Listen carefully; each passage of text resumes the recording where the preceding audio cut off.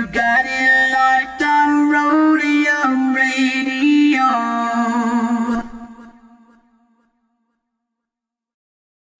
Welcome everybody to Roadium Radio episode 158. And the reason why we're starting early today is because I want to promote a friend's album. That's what we usually do here. We shine light on up and coming artists, on independent artists, especially when you have a new album, when you have merch or something like that. So we just wanted to start early. We're not going to do this all the time, but this is a friend that I've been knowing for a long time. But with that being said, my other two guests are here, JR and my other guests all the way from Pueblo, Colorado. Steel City Hustlers are in the building, so we'll get to them. But without further ado, allow me to help promote his new music, Seven from the Harbor area. What's up, my brother? Yeah, what's up, brother? You know what? I'm going to say something really quick, bro. Yeah, go ahead. All right, let me look it up. You were here episode 25, okay? We are episode 158. Yeah. That was 133 shows ago. Yeah, bro. That was a long time. That was a long time. Yeah, man. A year plus. Now, other than that, man, I know it's been a minute since you've been here. What has Seven been working on? Because obviously you have an album out or coming out. I have an album coming out. Okay. Yeah, it's called Torrance, the Birthplace of Gangster Rap.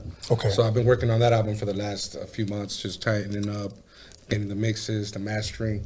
I actually dropped a corrido. I did my first corrido ever. Yeah. Last year through this whole COVID thing. It's called El Pelotero. So that's out there. You can check it out on YouTube, Spotify, iTunes. So it's just been grinding, bro, throughout the whole pandemic. Just dotting the I's, crossing the T's. But no, okay. Here's what's interesting, because you said that album is called Torrance. Yeah. The Birthplace of Gangster Rap. Yes, and Tony A could vouch for that. But we're going to talk about it. Yeah, let's talk about it, because that's something that's very interesting. Because most people will say it's Compton, it's Compton, it's Compton, but you have a very interesting story why you believe Torrance is the birthplace, and I have to agree with you. But share why. Well, for one, one of the main reasons is the Roadium swap meet. The Roadium swap meet, as you see, your show is based on the Roadium swap meet. Steve Yano, it's in the city of Torrance. A lot of people think it's Gardena, but it's really Torrance. Right. So that's one. Why would people think it's Gardena? Maybe because it's on the borderline of Gardena and Torrance. It's a little further out. Right. But the city, the city's, the zoning is Torrance, California. Right. Yeah. I mean, if you do, people from Gardena will say that no, it's Gardena, because for years I even thought it was Gardena. Yeah. But when you look it up, it truly does say the city of Torrance. Yeah, exactly. Okay. Now, if you're from the Harbor area, don't get mad. That's still the Harbor area. Yeah, it's still the Harbor area. Okay, but it's still much love to Gardena. All the homies from Gardena, what's up? Right. Baby Bounce, OG Bounce, what's up?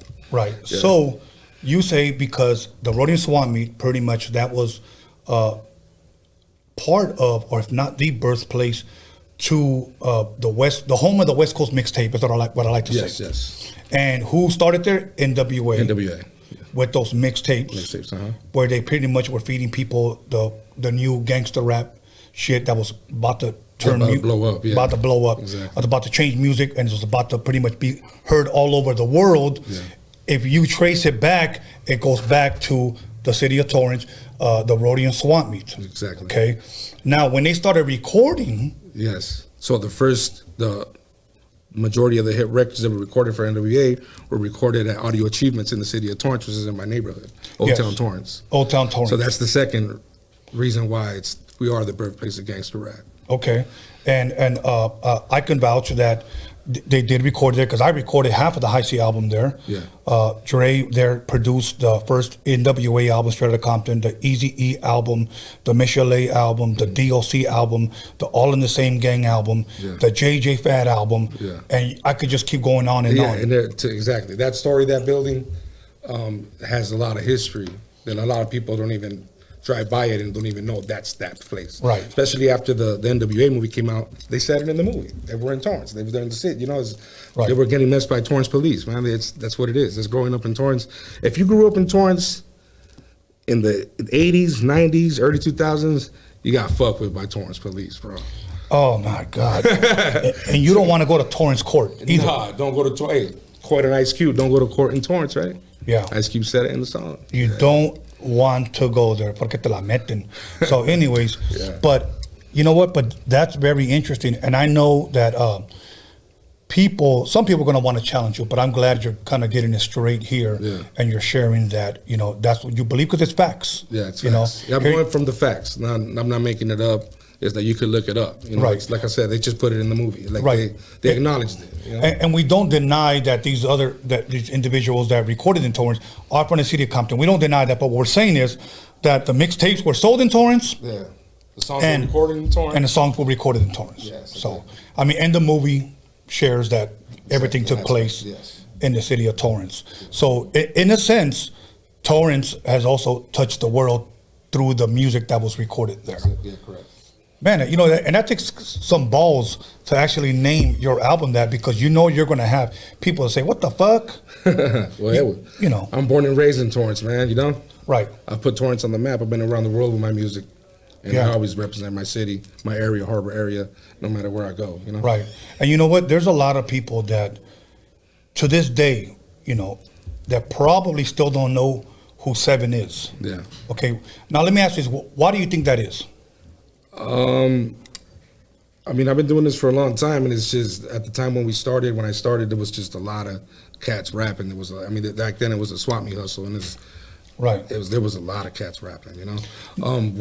My album got to stick out a little more because of my production and because of my sound. And at the time, you know, there was a radio show called Pocos Pero Locos with Kool-Aid and E-Dub. They showed one of my songs featuring James DeBarge called If You Want It. Take Your Clothes Off. A lot of love, bro. So that helped me elevate a little higher than a couple other cats because of that, you know. But it's what it is, you know. I'm going to say something interesting. It's kind of controversial, but I'm going to say it anyway because I don't give a shit. Yeah. But one thing I will say about your music is that when people heard your music, no one that I ever played it for ever said it was whack. Yeah. Okay, that's number one. Number two, they would always ask, who is this? Who is this? Who is it? Everyone wanted to know who this guy was. Here's the bad thing. Everybody loved it, bro. Mm-hmm. That's number three. Yeah. Everybody loved it. Number four, as soon as I say, oh, it was him. Yeah. Oh, Chicano Rap. As soon as they found out it was a little Mexican dude and shit, yeah, they just... Now, let me ask you, why do you think that is? Man, that's just... I don't know, bro. I think there's just a lot of hate between us as Latinos or as Mexicans or whatever the case is, and that's one of the reasons why our music has never, as far as Latin rap or Chicano rap or whatever you want to call it, has never even excelled to the next level, because there's always going to be that one cat, my homeboy raps, or he's from that area, or fucking blah, blah, blah, blah. They never just ignore the fact of what you look like or where you're from just to listen to the music. They always want to find a reason why not to bump your shit, you know? Right. And I think right now, it's with everything going on right now, especially with social media, all that's about to change, and it is changing. You see a lot of these guys, these newer cats out there, they're actually collabing a lot with each other, they're uniting, they're putting records out, that's the thing that we really didn't, a lot of us did back then, but at the same time, there was always that line, like, okay, you know, like, it was never that full support. It was always like, we're gonna support you like at a distance and shit. But now I think it's time for us to fucking say, hey, fucking support each other, man. Because, you know, you've been at it for a long time, bro. I think I met you, 2005 through Micah. Yeah, 2005. You know, Micah, rest in peace. Yeah, rest in peace. And I remember he hit me up and told me, Seven wants a mixtape. And I said, okay, cool, we'll do it. You know, we did it. Matter of fact, I think I still have one copy of that. Yeah. I brought you out of retirement. Yes, he did. Yes, he did. Yeah. And I went ahead and did a mixtape for Seven, mixed all of his music. And what I noticed that when I took that mixtape around, I took it, but without the cover, because you were on the cover. Yeah. And I'm going to say, I showed a lot of my black friends. Yeah. I got love for my black friends, okay? Yeah. I say it that way because when I showed it to them, they were all like, this shit is hot. This shit is banging. Yeah. They thought you were black. Yeah. And it wasn't because they thought, because you were saying the N-word or because you were trying to sound slang, but because it was your voice. Yeah, it was just the voice. Yeah, a lot of people, like, when they talk to me on the phone or like until they meet me in person, they're like, oh shit, like, oh, that's you? Like, yeah. Oh, that's me. Well, one guy I remember he'd even said, he kind of sounds like Game. Mm-hmm. Another guy couldn't put his finger on it, and he was like, oh man, that brother's dope, Yeah. So and then when I showed him the mixtape cover, it was always like, yeah, me with a bunch of pounds of weed and shit. Yeah. And I think to myself, I wonder why that is. I don't know, bro. It's always been like a big question in my head. But I mean, regardless, man, is like I love music. You know, Right. I mean, I do different kinds of music, not just rap. I like to do R&B. I like to do. Now I got into the whole Latin jazz type of thing. Now I got into the corridos. I just all around I love music. Right. So regardless, is like it's like anything. 5 people are gonna like your shit. The next man might not. The next one might not. But then another 3, 4, 5 people are gonna like your shit. So I do the music for the people that like it. It's not even about, for me, it's not about, oh, I'm gonna sell 1 million records. Like, nah, I do music because I love music, regardless. I mean, it's like, I'm gonna keep doing it. If 10 people listen to it, if 1 person listens to it, and I mean, every artist, if you've been out there grinding, everybody's been through this. I've been to shows where shit, fucking 10 people show up. We still rock the fucking show, bro. Still rock. Regardless, the show goes on, bro. No matter if those 10 people came to see you and they paid money to see you, give them the show they came to pay for. I mean, they paid to come see it, you know. And that's how my mentality's always been with music. Even though I took a break here and there, but I've always been working. Even though I took a break or stepped out of the light, I still kept grinding and working on records. And I'm sitting like on 50 plus records right now. Yeah, man, I remember since I met you, you and Micah were always on the road, always like hustling. I mean, Tone, we're doing this, Tone, we're doing that. And I was just like, fuck, I can't keep up because you got just always on the go, you know. And now let me ask you this. For the people that may not know who Seven is or who are barely being introduced to Seven, who have you worked with? And take your time and give us some names of artists that you have worked with. Man, it's a long list, man. Take your time, bro. James DeBarge from the DeBarge family, L.A. Nash. I've done stuff, got him Big Casper Cass from 60s. I've done stuff with, as far as Latinos, Slow Pain, Little Demon, Mr. Shadow, Little One, J.O. Felony, Big Hutch from Brother Law, Cassius, King Little G. Shit. It slips, man. A lot of people, bro. It's all right. I've done a lot of records for a lot of people, bro. You know. Yeah. Produced and featured, or they featured with me. Right. You know? So I mean, it's been a long road. You know. Now let me ask you this, because MC Pancho, our homie, he was here, and I asked him about the Chicano rap genre. Yeah. And he said that it was, and I hope I'm quoting him right. He said that it's an ungrateful genre because he's helped so many people. And he's told me this. He goes, I won't drop no names. He said many of them have been here and have never, ever shouted me out. Yeah. They would come up here and say, I grinded, I did this, I did that, I did that. But he literally paid for their first CDs to be printed up. Yeah. And he has never gotten a thank you except one time. Yeah. I'm going to ask you, have you ever done that where you've helped so many people or produced so many people, and these people go do shows or go do interviews or do magazine interviews and never said, Seven? It happens all the time, bro. It does, bro. It happens. Even to this day, it happens, you know? Well, it's just, I mean, to me, I don't trip, bro. It's like, all right, like I know what I've done for people, and if I ever need a favor and I come asking for that favor, if they respond with kindness, then it's legit. And all right, then we respect each other mutually. But if I come asking for a favor, knowing that I did something for you, and you just, well, this, then, all right, it's all good, bro. I don't need your favor then, bro, Right. No, well, you know what? And I did the same thing, bro. I'll give you an example. Cuba Magazine contacted me in 1994 through my boy Mario Charrias, and I have to give him his props because he's the one that called me. Said, this guy wants to put you on the last cover of Cuba Magazine. Yeah. So I felt honored. So you know what I did? I called one of my boys. I won't mention his name. Mm-hmm. I called him and I said, hey, man, you did some shit with Tony. You got a hit record, and you're from the neighborhood. I'm going to bring you in. Do you think he ever said thank you? I wasn't looking for it. But he goes and does interviews. He goes and talks to people, and he says that he put me on. Yeah. And it was vice versa. It was vice versa. Yeah. I don't appreciate that shit. And I can go on and on and on to people that I helped, and never once, Tony did this. So I understand what Pancho was saying. Yeah. And I wonder, like I said, if that has happened to you, because I think people need to remember and need to be thankful where they started and who helped. Yeah. Yeah, it's always... It's like this. It's like you as a person know what your road has, what you've been through on that road, bro. So it's like for you not to give props to people, especially if those people are still doing things in the industry. You're gonna eventually run into somebody. Right. You're eventually gonna run into them if they're being out there active, you know. Right. And it's to me, I really, bro, honestly, like people that know me, like you know me, like I don't trip, bro. Like, all right, cool. If you want to give me props, cool. If you don't, that's all good. I'm not tripping. But it's me myself. I mean, just recently, I'm working on a record right now, you know, in tribute to Slow Pain, because a lot of people that know. I started off with Old Town Records. I produced a lot of records for Old Town Records at the beginning when they started. Okay. The Hood Patrol 2 album, the Little Demon album. So it's like, he put me on. Him and Little Demon are the ones that brought me into, as an artist, as a rapper, they're the ones that put me on, bro. And regardless, and that's fact. Right. No matter of what I've done. I was producing before them. Before I met them, I was already producing records with L.A. Nash and a couple other artists. But as an artist, as me as a rapper, yeah, they put me on, bro. You feel me? And I'm always gonna be grateful for them, to them for that, you know. Yeah. And I'm always gonna give them the props, you know. Right. Unfortunately, at the time when Stowe passed away, we were talking about trying to get together along with AOT to do a record, but we didn't get to do it. But we're gonna do the record anyway. Right. And it's finally getting wrapped up.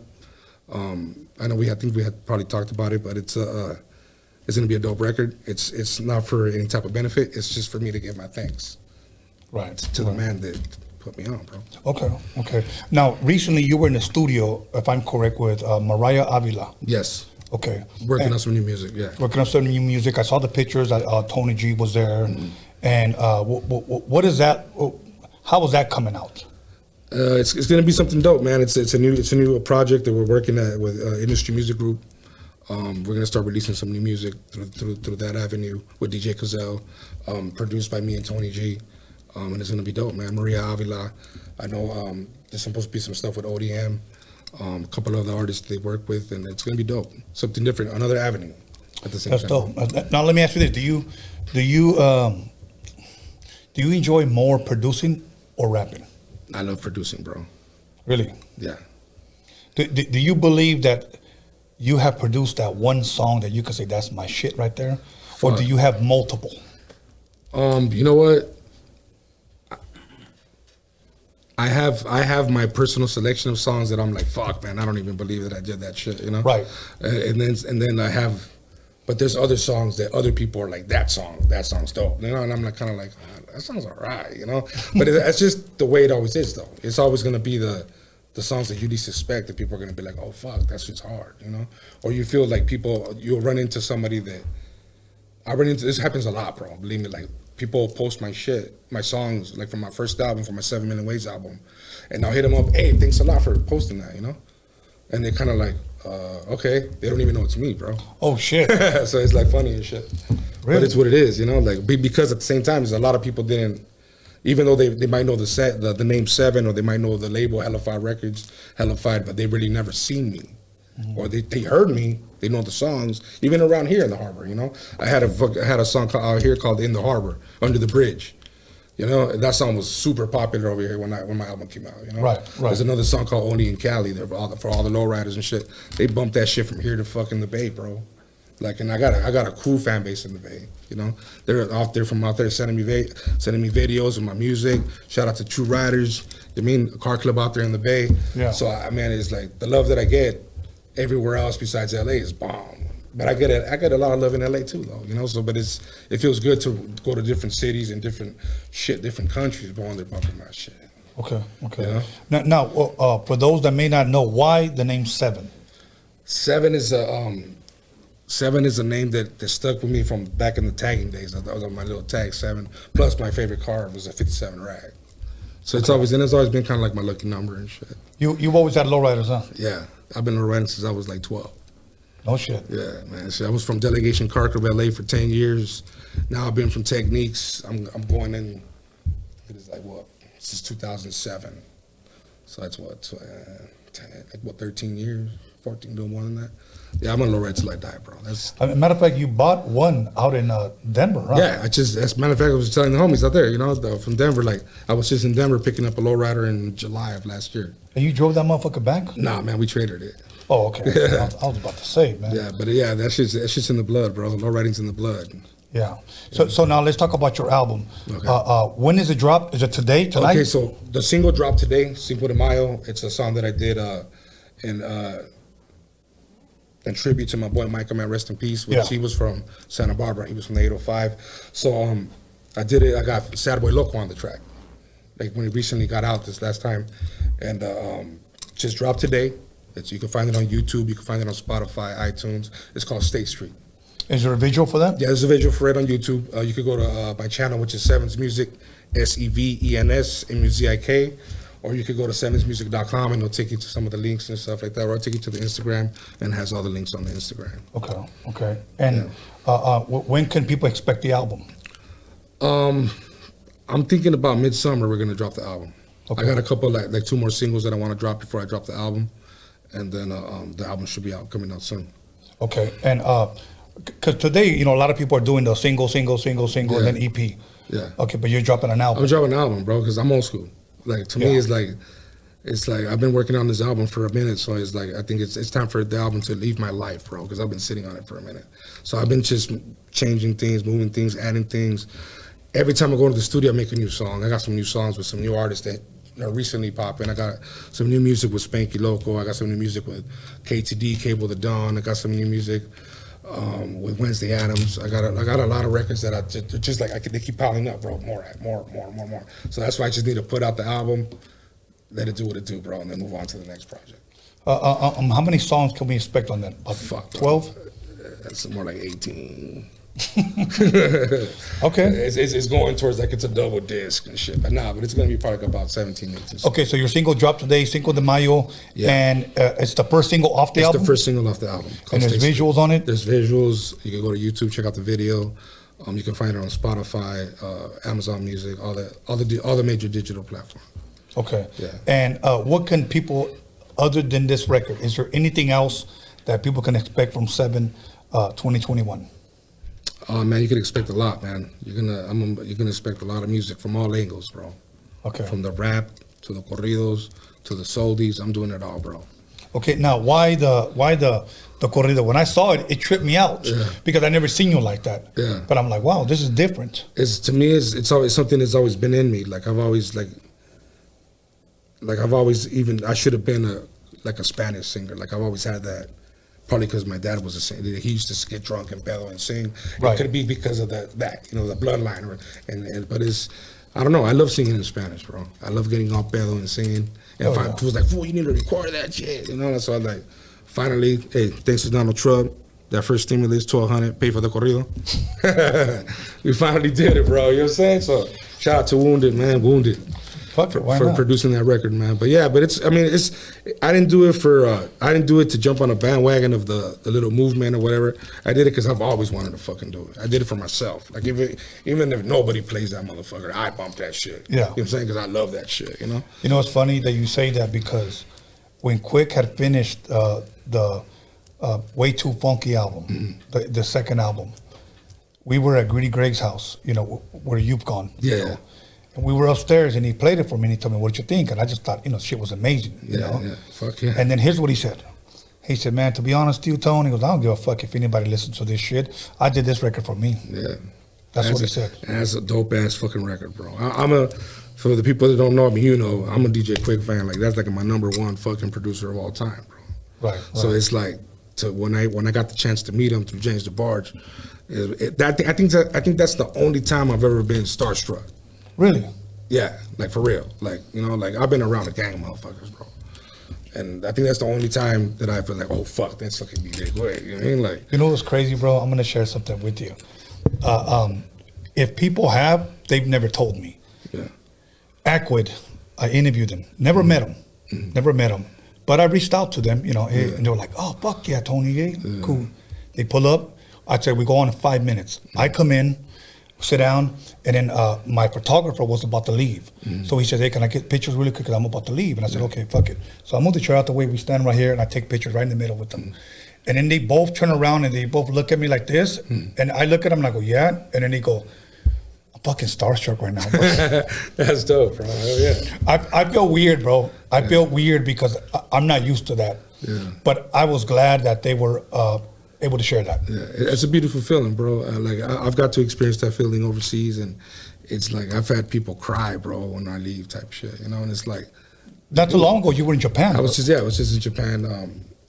Not last year, but the year before, 2019. Yeah, I've been out there a few times, man. Much love to my Japan family, man. Homie K, homie Brand, all the people in Japan, man. Shout out to Hide, DJ Silent. You know, they're like my second family, bro. You know, I love Japan. Like, if I ever leave LA, I'm going to Japan. Yeah, or at least I know you like sushi. I love sushi, bro. Sashimi, you know what I'm saying? We with it. Yeah, we got to go grub again, bro. Let's do it, bro. You know, we got to go grub. Let's do it. With that being said, Seven, anything, because I know this is just a small promotional interview to promote your new single and your up-and-coming record. Yeah. Is there anything else you want to promote? If not, give your shout-outs, and we'll go from there. Cool. Well, yeah, man, just make sure you go check out the single. Once again, State Street, featuring Sad Boy Loco. You could go to YouTube, Spotify, anywhere you get your music from, man, and check it out. Check out the corrido, El Pelotero, El Compa Siete, that's with the K, El Compa with a K. Follow me on Instagram, Simmons Music, El Compa Siete. And also, make sure you check out the merch, Horny Little Devil. Yeah. Make sure you check out the merch. Vida Bajita just barely released it. We barely released this last Friday. So, yeah, man, so just be on the lookout, man. Shout out to everybody. Shout out to the Hella Fight crew, man, and Hershey. Shout out to Pun. Shout out to Redwood, Big Groucho, fucking Mr. Lanyo. What's up, homie? Mr. Lanyo, AOT. Shout out to MC Poncho. Shout out to everybody, man. You know? Awesome. With that being said, brother, let me tell the people out there, if you're a horny little devil, go ahead and order. And where can they order this from? You can go on Instagram right now. We're setting up the website and everything right now as we speak. So they can just DM you. Yeah, they could just DM me. If you go on my page, you'll see some of the stuff, some of the merch. We got some hats, we got beanies, t-shirts, a lot of female stuff, some hoodies. You got any booty shorts? Yeah, actually we do. We're working on that. We're actually waiting for the printer to get the booty shorts. We're working on the bikinis for the summer, man. It's gonna be on the cracker. Hell yeah. Okay. Other than that, Seven, thank you very much for coming through, brother. I greatly appreciate you. We got to go get some sushi sometime. Thank you, brother. Thank you, man, for having me, man. I appreciate you, bro. All good, brother. All good. Okay, everybody. So here's what we're going to do. We're going to go ahead and take a 5-minute break. And then we're going to go ahead and start with our feature presentation. So we'll be back 5 minutes. Don't fuck around.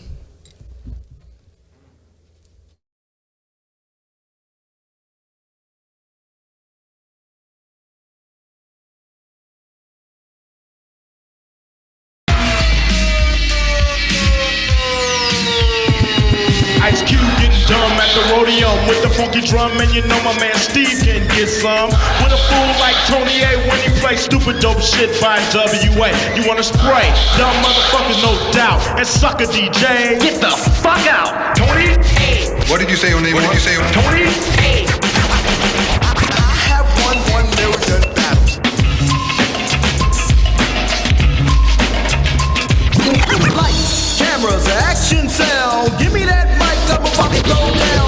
Thinking of a master plan.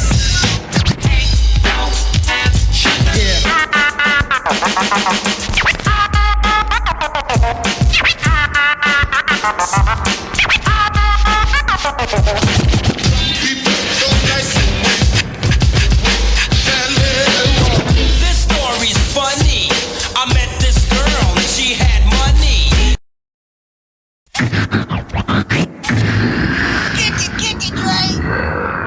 Just do 1 2 1 2.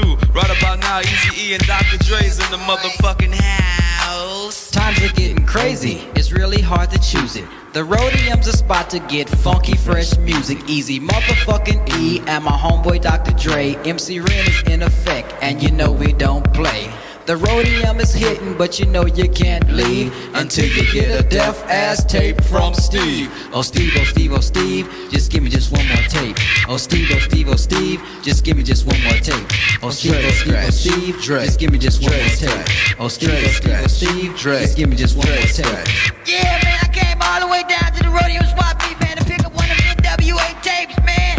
And I talked to homeboy Steve down there, man, and he said I'm fresh out of tapes, man. How the fuck you fresh out of tapes, man? He said cause they selling like hotcakes and shit, man. Got my man throwing down. Hey, mom, what's for dinner?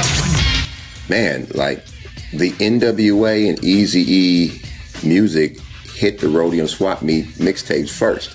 Like when we dropped our records, man, it was cool putting your records out, but even though people knew who Dre was and I was and Cube and Yella before, they didn't really know who Eazy was. But not until, Boys in the Hood and some of that, Fat Girl and LA is the Place, that stuff hit the mixtapes, man. That's what kind of put it out there for people to know, like, what is this Eazy-E? What is this NWA thing? So I think it was like a big, big push. The Roadium Swap Meet mixtapes had a huge impact on hip-hop and the hip-hop culture because it was different. And, wasn't nobody doing it like that. You had New York, they was doing mixtapes, but, you had NWA who was saying whatever the fuck they wanted to say. Motherfuckers wasn't doing that shit, speaking how they wanted to speak, and what that did was open up a lane for what they call gangster rap today and the hip-hop culture. And it really opened up lanes for pretty much for the West Coast gangster shit to get out. And nobody else was doing that, and it was just different. And people were scared to say what they wanted to say. And that buzz came from Steve at the Roadium Swap Meet, working with Dre and Easy and created a whole plethora of good music and created a lot of lanes and opened up a lot of lanes for artists like myself to be able to come out. I'm part of the tree. I'm a branch on the tree that Dre and Easy started, and then on my branch you got Snoop, the Dog Pound, 50 Cent, Eminem, and all of those guys. That's all on my branch, the Chronic. And that's what it created, man. Yo, right about now, Dr. Dre is in effect. COMPTON shit up with my man Steve at the Roadium Swap Meet. And we here to lay it on the line. To all them sucker niggas out there claiming our tapes and shit, we just got one thing to say. Never catch you boy, your ass is mine. Never catch you boy, your ass is mine. Never catch you boy, your ass is mine. Yeah! Now my name is Dr. Dre. Now my name is Dr. Dre. Now my name is Dr. Dre.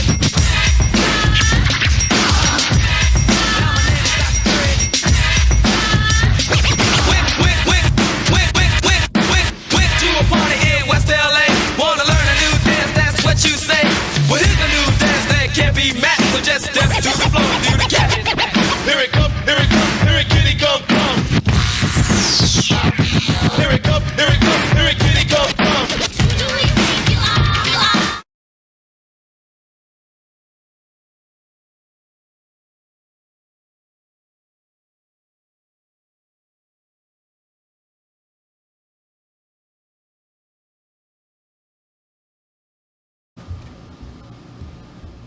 Welcome back, everybody, to Roadium Radio episode 158. And I thought we were actually going to start with the intro, but I guess not. Anthony caught me off guard right there. So with that being said, yeah, Anthony, I'm taking off 1 month's pay, but we're good. Hey, everybody, before I introduce my next special guest, I just got a few announcements. Once again, people have been submitting to music. People are asking me, where do I submit my music? Roadiumradio@gmail.com. Go ahead and submit your music at roadiumradio@gmail.com. And we'll take a look at it. Somebody from my team will look at it, contact me, let me know, yo, these guys are hot. Let's do this. And then we'll contact you via email. So other than that, anybody that's interested in merch, go ahead and DOCUMIXERY.com. And Freaky Tales announcement this Friday, 7 o'clock. Freaky Tales, for those of you that are subscribed, we apologize for last week, but when your guest cancels at the last minute, you know what? It kind of sucks, but you know what? I wasn't going to go up and do it by myself. But with that being said, let me go ahead and introduce my very special guest, JR. How you doing? Good, man. Good, man. Happy to be here, definitely. Yeah, you know what? I forgot to start my timer, brother. So excuse me for that. But with that being said, you know what? How was the drive coming over here, man? Not too bad. It was my day off. Kind of drove around for a little bit. Now, I saw you on the golf course. Was that you today? Yeah. Do you golf? I try to. Really? I'm glad you said it humbly, like I try. Yeah. You're probably good. Nah, not really. I mean, today was bad, man. I did about 100 I did 136, which is horrible. I usually do about anywhere between 96 to 105. You know, that's still bad, but I mean, for someone who doesn't play often, plays at least once a week or a couple times a month, that's not bad, you know. Okay. And how long you been golfing? I started golfing with my boys back, man, since like probably about 5 years ago. We would go like once a month or once every couple months and stuff like that. And I don't know, there's something about golfing, bro, that just, you know, kind of takes away any distraction. You're focused on hitting the ball and having a good time. And, you know, it's always a good time golfing. So it's been a while now and getting better and better. So. Well, if that helps you relax, that's dope, man. Because for me, you know what relaxes me? Going to the beach or going to the damn museum. like people may see me like, you know, I'll tell you a quick story. I was at the museum one time and I like walking around and just reading shit. Like I truly do. And then one day I turned around and I saw my brother there and I was like, what the fuck? And he was there and I go, what are you doing here? I came here to relax. I guess just something weird about us in museums. Yeah. But the reason why we go there is because that's where our parents used to take us. Oh, of course. Yeah. So I kind of go there to try to feel a little bit closer because my parents are no longer here. Yeah. So when you miss them, I go there and, you know, that's what I do. Okay. So with that being said, where originally are you from? Like, where did you grow up at? So I moved around a lot in LA, you know, but I've been around the whole LA area. As far as I can remember, 71st between Main and Broadway, South Central. Lived in Paramount, lived in East LA for about 11, 12 years. I have roots in East LA because of my grandma since I was a little kid. You know, right. She lived in East LA, and then eventually I lived with her in the front house for about 10, 11 years. But I lived all over LA, bro. You know? Okay. Always moving. now let me ask you, elementary, junior high, high school, what did you attend? Man, how many elementaries you want? Give me one. Give me your favorite one. Well, I went to Miles Avenue, right there in HP. Okay. I went there. I went to Corona Elementary, which is in Bell. All kinds of elementaries, but one of the schools that I did go to for a while was Santa Ana High School. From LA, but my mom wanted us closer to her job, which was in Costa Mesa. So when I went to Santa Ana High School. Okay. Any sports growing up? I've always been like super like into basketball and stuff like that, but I never joined the team or anything like that. I used to play baseball when I was a little kid, but I was pretty bad at it, you know. Okay. Now I'm gonna kind of put you on the spot right now with a question, okay? About golf. Golf, okay. And I want everybody on the live chat to say yes or no. Okay. Yes or no. Would you consider a golfer an athlete? It's definitely a technique, bro. When you smack the ball, just like when it comes to shooting a jumper or catching a football or throwing the football, or you know, it's a technique to the golf. You can't just swing. Because if you swing, you know, you're gonna smack it to the left or to the right. It's a technique, and believe it or not, if after doing 18 holes, you go home like exhausted, bro. Your muscles hurt. I mean, because you're using a lot of force with the swinging, with the, you know, with the chipping, and you know, using different clubs. It'll definitely put it's not like lifting weights, obviously, but it's definitely a technique, you know. So would you consider yourself an athlete? Yeah, sure, why not?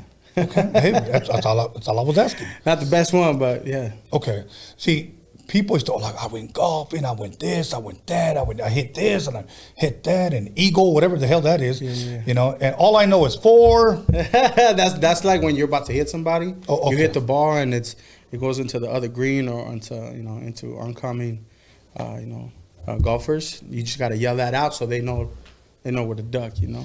Greatest golf movie of all time, Caddyshack.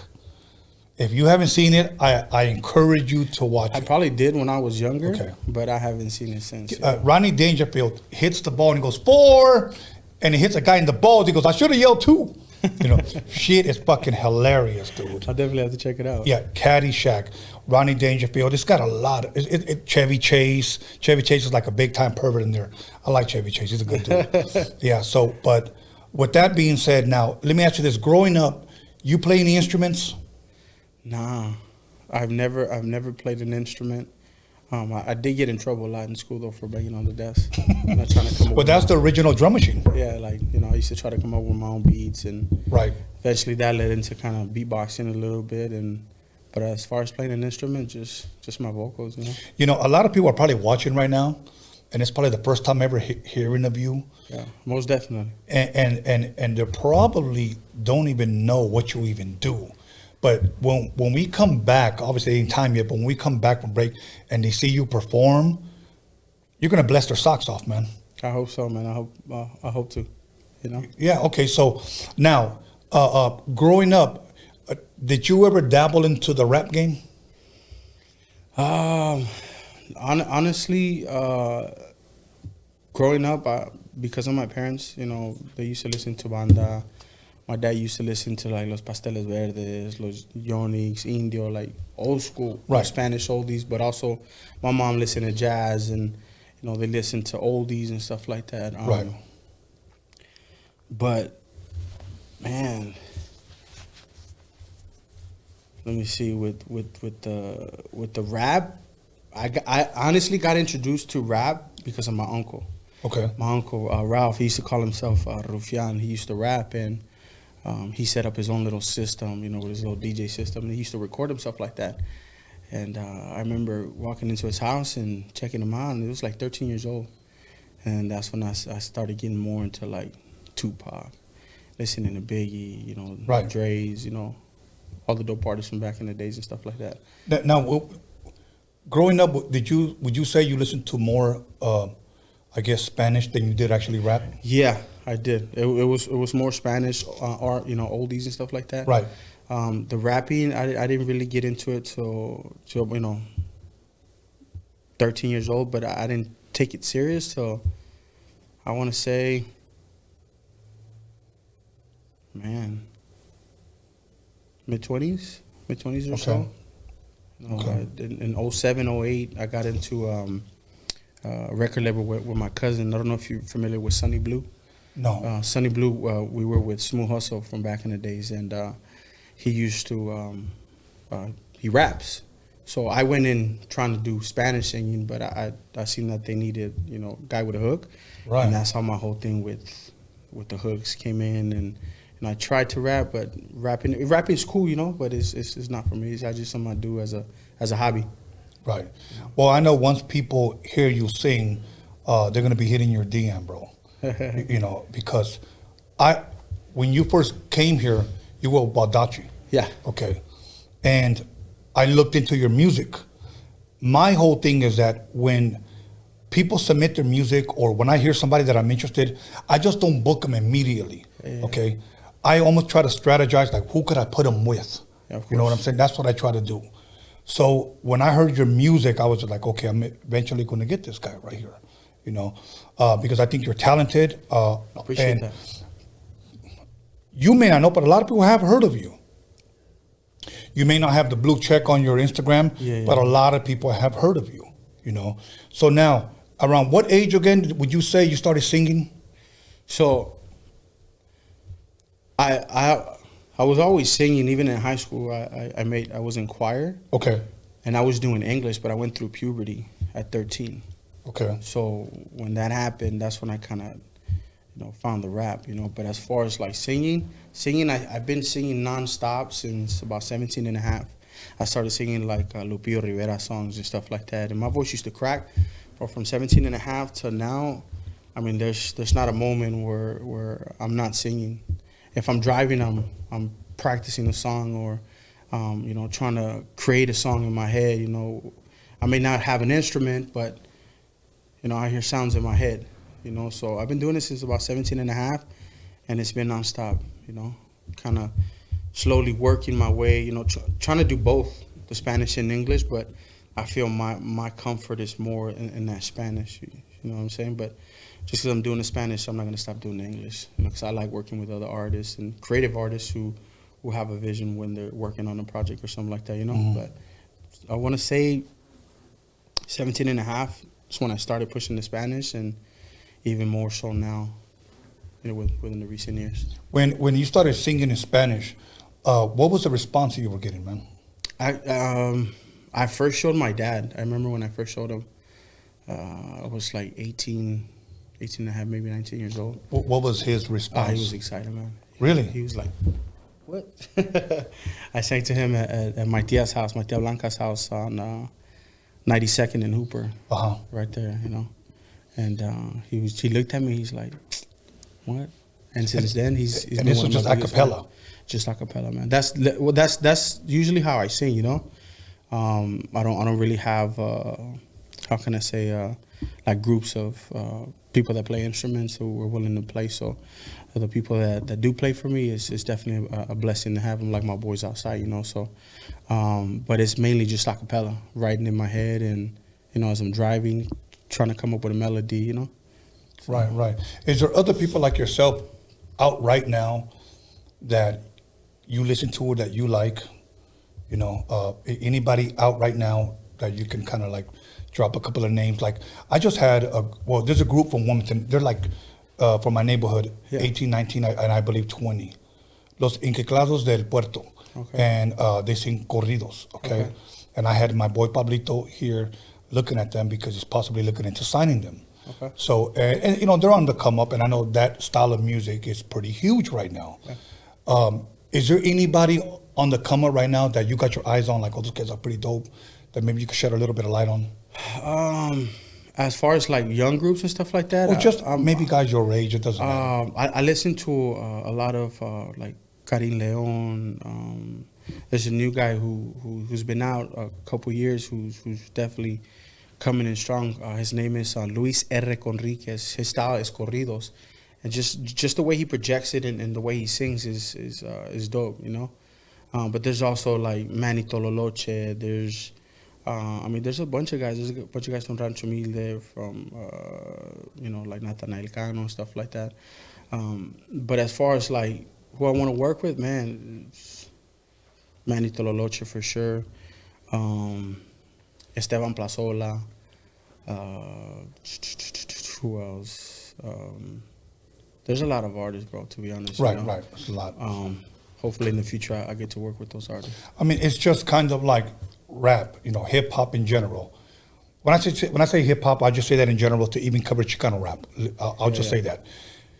This hip hop is just so overcrowded, you know. Yeah. You know, I remember watching an interview with De La Soul where this was like on their second album. I want to say it was probably 92, 91 maybe. I think it was called The Daisy Age Is Dead, and I saw the interview with them when they were on MTV. And somebody asked this group, De La Soul out of New York, if somebody's trying to rap right now, would you encourage them? I thought they were kind of like discouraging people because they were saying, don't do it. It's overcrowded. It's overcrowded. You don't want this. Yeah. But it wasn't necessarily overcrowded. Maybe in New York it was, you know. But out here now, let's just be honest, everybody wants to be a rapper. Yeah.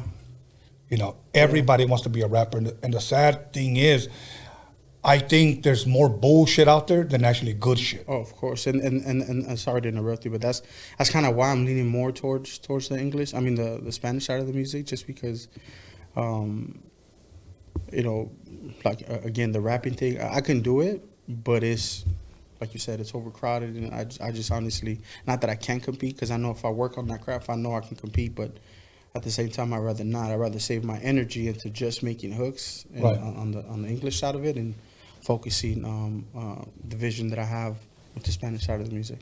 Yeah. When you first started singing, did you give yourself a name? No. Okay. I was just going by Salvador Segura, which is my actual name, you know. Okay.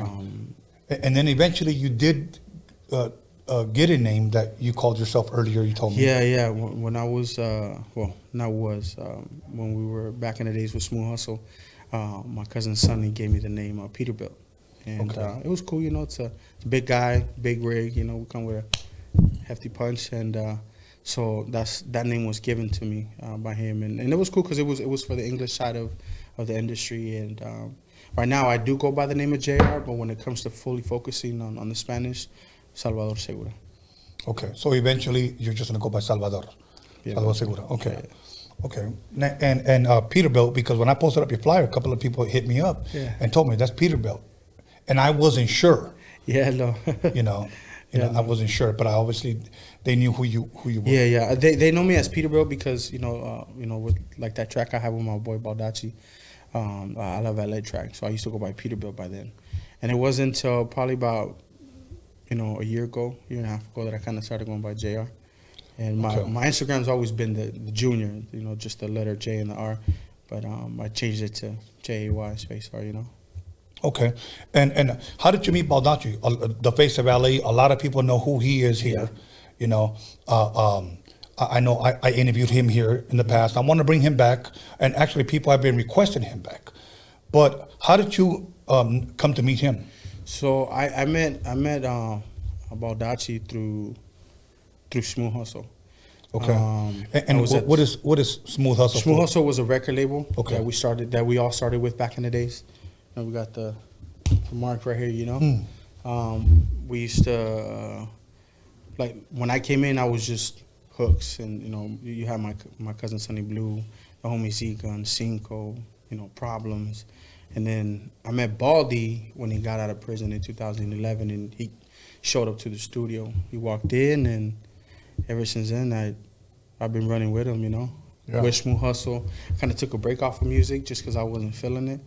And then, the homie Baldy kept hitting me up, and been nonstop since 2016, trying to push the effort movement, When it comes to the Spanish stuff, do you remember your first show?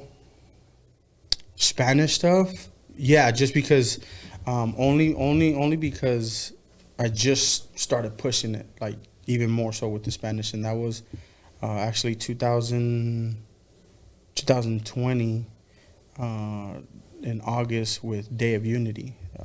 One of my homies, Sin Manchas, started this event called Day of Unity, and I was there just by pure luck, and that was my first show, Spanish, and the response was crazy, bro, and that's why I've been nonstop. Yeah, so you take the stage, you perform. Take the stage, did Distrito Florencia, song I wrote for my boy, and then did some, songs that the ladies enjoy too, and I got a great response and just been pushing, man.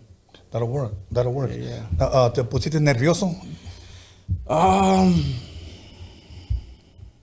I mean, I think everybody gets nervous, but I think once the music starts and, I feel it, then it just kind of goes away. Okay. And you enjoy what you do, man? I do, man. I don't. Right now, I have a 9 to 5 or 9 to 9, whatever you want to call it. But I just want to do music, and hopefully, that's what I get to do for the rest of my life. So. Okay. Now, as far as your music and the stuff that you're gonna sing, who does that produce by? Like, how do corridos work? Do you somebody produce that track? Was it you? Do you say I hear this, play that on the guitar? Well, it all depends, man. Like for me, like I tell you, like I hear a melody in my head and I run with it. And people do want to ghostwrite for you when it comes to the Spanish music, and that's cool. But at the same time, when somebody ghostwrites for you and they tell you here's a song, you still want to make it your own. You don't want to sing it like them because now you're just mimicking them and not putting who you are in the song. So, like I have a song right now that's it's a corrido para Camaro that I'm working on with a good friend of mine from XL Music Group, Rigo from XL Music Group, and hopefully it'll be out in the next couple months or so. So it's just somebody wrote it. The song was cool. He gave me permission to change words, add words, take out words, and kind of change, not change too much on the melody, but give it my flavor. And so that's what I did with that song. So right now we just recorded the music. We need to add just a couple more instruments and put the vocals on it and then push it. And what are your plans? Do you plan to tour with the group, or do you just plan to play the audio and go out there and sing? Personally, for me, I don't know, man. There's just something about live music. Yeah. I'd rather sing with live music than to sing over a beat or a recording and stuff like that. It's cool. Don't get me wrong. It'll get the job done, but it's just something about actually singing. Yeah. And being on that stage with live music that gives you a rush. At least for me. Now, you've been doing shows or at least performing with live musicians. What is the response that you get, man?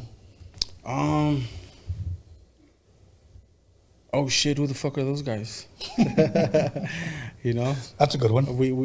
They, I don't know. I guess it's just the way I perform and the way I want to deliver the singing is I want you to feel what I'm singing. I don't want to just be on there like, just like sounding out monotone like, A B C. I want to give that flavor. Right. So that's just what I try to do, man. That'll work. Now, I know you talk about people have tried to submit, lyrics to you, songs or whatever. Who does the majority of your writing? Is it you?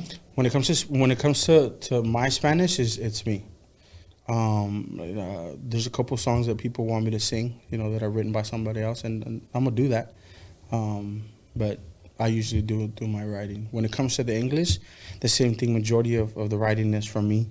Right. Sometimes my boy Baldy will hear I'll hear a certain melody on a song, and he'll hear a certain melody, and then he'll be like, "Hey, bro, like say this or say that," or he'll have a hook already, or he'll be like, "Hey, this is what I was thinking. Go off of that." So he helps me out.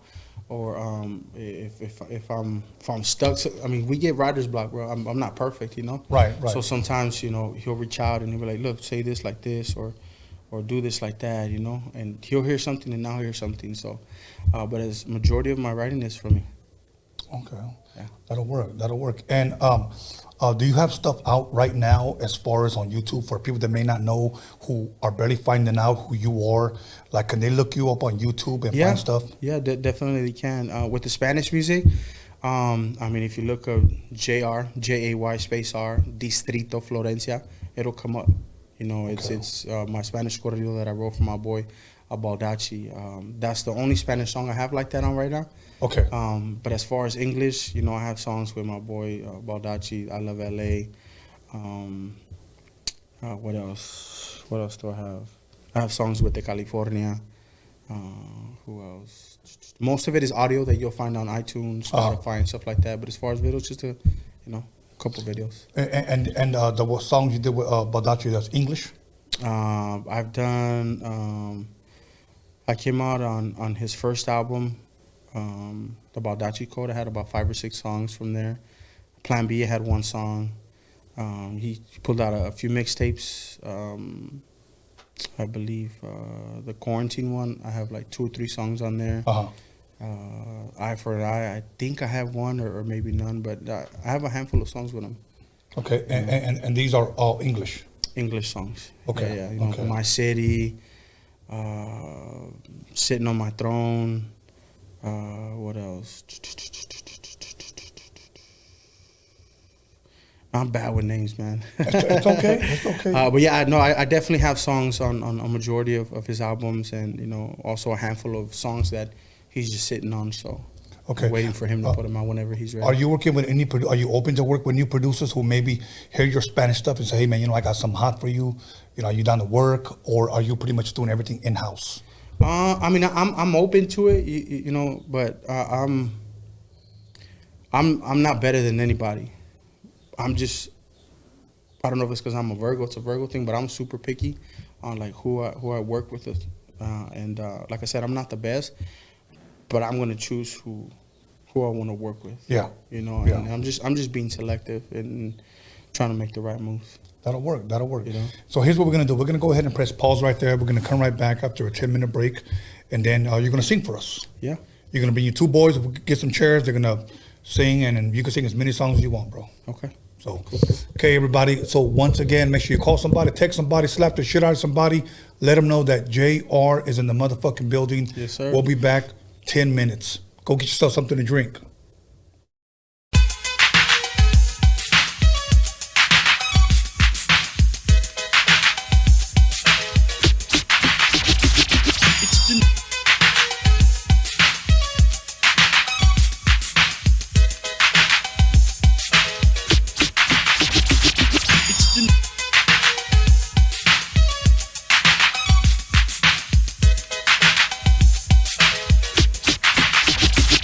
It's the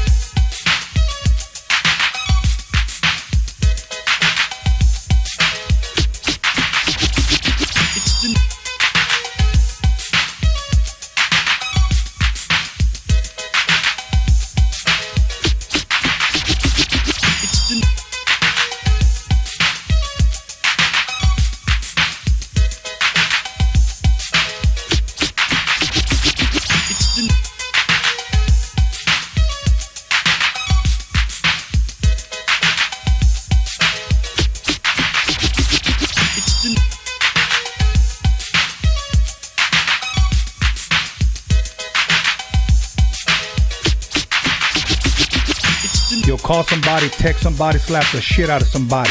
Let them know that Roadium Radio is live up in this biatch.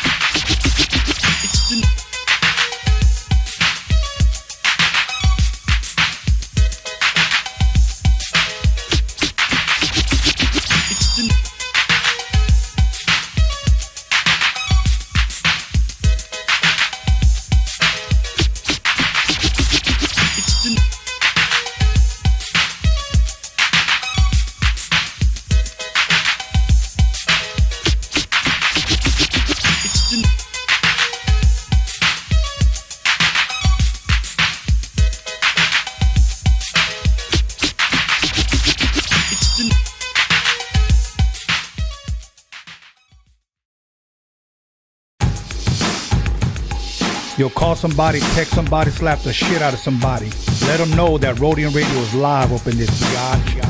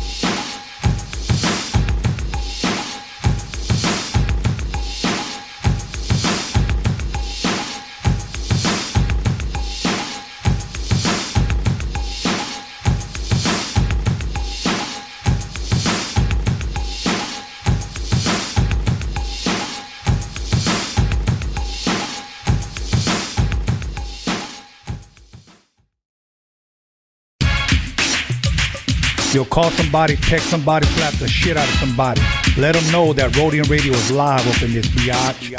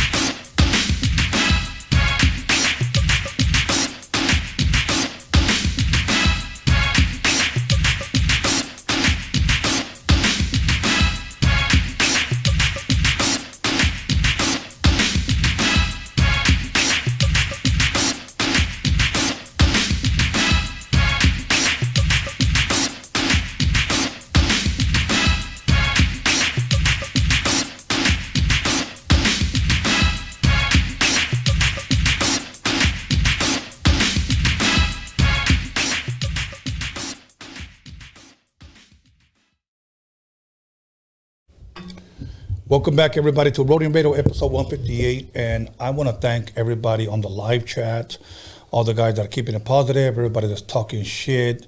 I'm glad you guys are here. Please continue that. The shit is fucking hilarious. So much love, much respect to all the Roadium Radio warriors out there on the live chat, all my subscribers, everybody who's liked, commented, disliked, shared, whatever, you know, negative or positive, it doesn't really matter. You're still watching. That's a good thing. So with that being said, happy Cinco de Mayo, okay?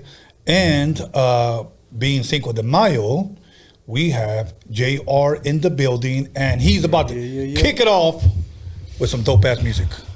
So what are you going to play for us, brother? The first song, I'm going to play you my boys corrido, Distrito Florencia. Okay. Like in these type of songs, just to ask for the people that may not be familiar with corridos, what? How many verses are there?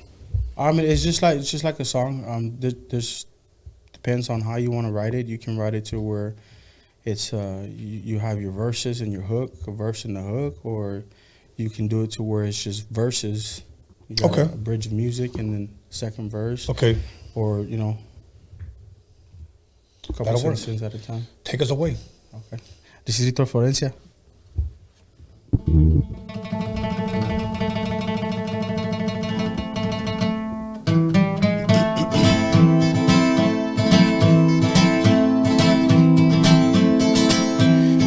asume en el barrio, aquí en el distrito Florencia.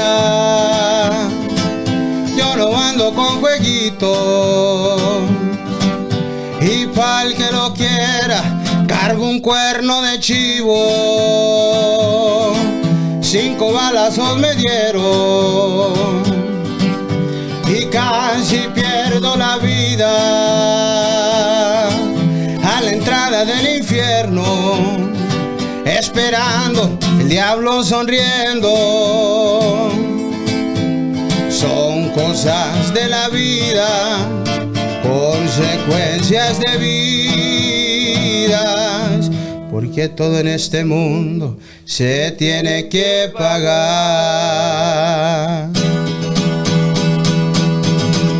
Me la paso yo fumando con la gente de mi barrio.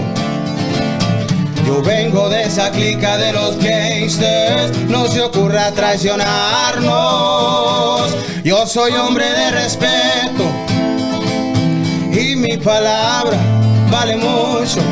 Por la Converse y la Miramonte, patrullando por la noche. Saludos a mi padre, que ya no está conmigo. Espero del cielo desde arriba, esté orgulloso de su hijo. Ay, con esta me despido, escuchando mis corridos, fumándome un gallito con mi equipo. Saludos al distrito.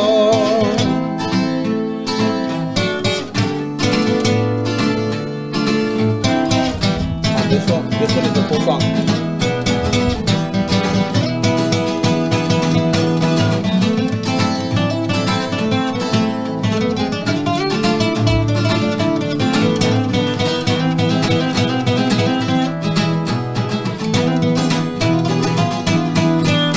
Me la paso yo fumando con la gente de mi barrio. Yo vengo de esa clica de los gangsters, no se ocurra traicionarnos. Yo soy hombre de respeto y mi palabra vale mucho. Por la Converse y la Miramonte, patrullando por la noche. Saludos a mi padre, que ya no está conmigo. Espero del cielo desde arriba, esté orgulloso de su hijo. Ay, con esta me despido, escuchando mis corridos, fumándome un gallito con mi equipo. Saludos al distrito. Let's give him a round of applause, everybody. That shit was dope, man. Thank you. Thank you, man. Thank you. Yeah, that was my boy, the face of LA. Shout out to my boy. Now, say that I don't speak Spanish, I don't understand it, and somebody's listening, and I say, pretend I'm a white guy. So what were you guys talking about? His life, what he went through. Okay. You know, fighting demons, losing his life almost. Yeah. Chilling with his homies. So it's almost like, would you say, his life story in a nutshell? Yeah. In a song? Yeah. That's dope. I like that, man. Yeah. You got a nice voice, bro. I appreciate that, man. I appreciate Seriously, it. you got a nice voice. I try my best. Surprised the hell out of me. Because you come in here all humble. Yeah, Tony. And then all of a sudden, that motherfucker was dope. So, yeah, I appreciate that. You know what? Introduce your friends right here, bro. So my boy, that's who Darren was talking about. Yes, they're in Vegas. Send me a text. I met him at his studio. This is my boy, Squizzy Santana. He's from Fullerton. Go ahead, bro. Introduce yourself. You guys, Squizzy Santana. Okay. And gentleman in the back, Lobo, Raul. Is he of age? Because he looks young. I want to see ID, bro. Nah, he's older than that. 31, man. 31? Yeah. I wait. I just like dressing like I was a teenager still. You know what I mean? Okay, look. 31. You split that. You're 13. Yeah, that's what he looks like. Yeah, that sounds right. I haven't grown since 13, so. That's good, man. That's good. So, is this like the guys you play with all the time? This is who I started pushing the Spanish music with. You know, at the end of the day, we're all still doing our own thing. You know, we come together and we try to create something, and we're still doing our own, you know, work of, you know. Why are you still trying to sound humble, bro? That's just what it is, bro. That's just how I talk all the time, you know. I know. All good, man. So, with that being said, now is this song available out right now? Yeah, that one's available on iTunes, Spotify, all digital platforms. There's also a video, also on YouTube. Oh, there's a video. Yeah. That's dope. It's called JR featuring Skrizzy Santana, Distrito Florencia. Okay, now, just to ask, because, you know, when I ask questions for people that are tuned in. People that are tuned in live and people that are going to be watching it maybe tomorrow or next week or whatever.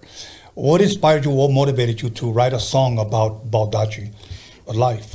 Well, I mean, first and foremost, that's my boy. Yes, okay. And like I told you, since 2016, we've been nonstop. So there's been a lot of car rides. There's been a lot of networking events. There's been a lot of places that we've gone and ran through. And, you know, we've left, the effort has left their mark. And just listening to him, bro.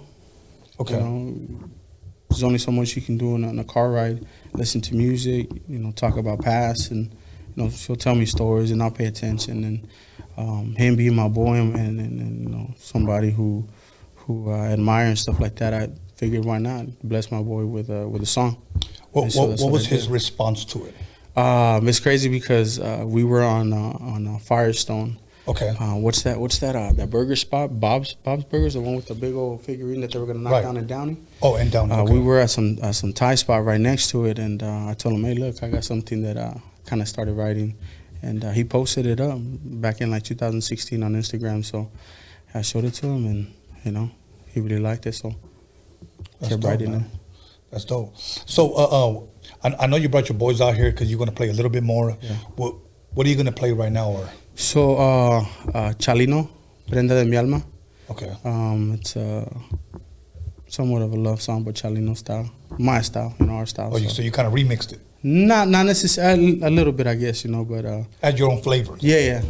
Okay.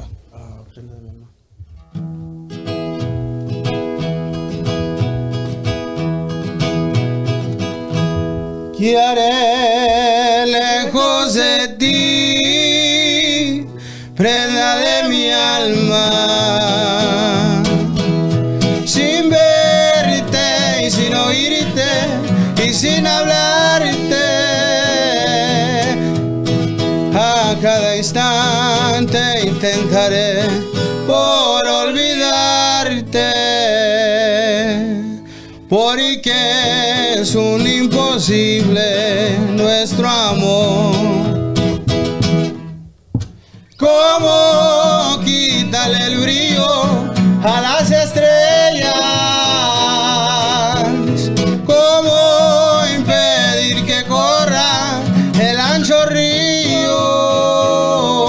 ¿Cómo negar que sufre el pecho mío? ¿Cómo borrar de mi alma esta pasión?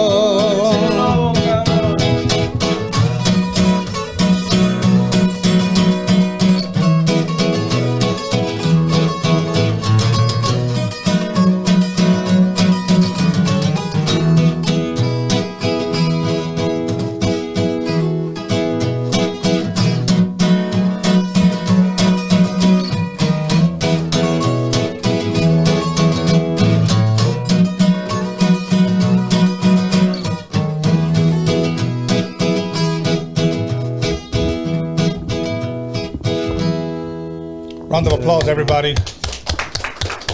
Thank you. Yeah. That's awesome, man. You know, it's crazy because the time that I stopped drinking, you guys want to come and sing. You know, to me, that's drinking music. You know what I'm saying?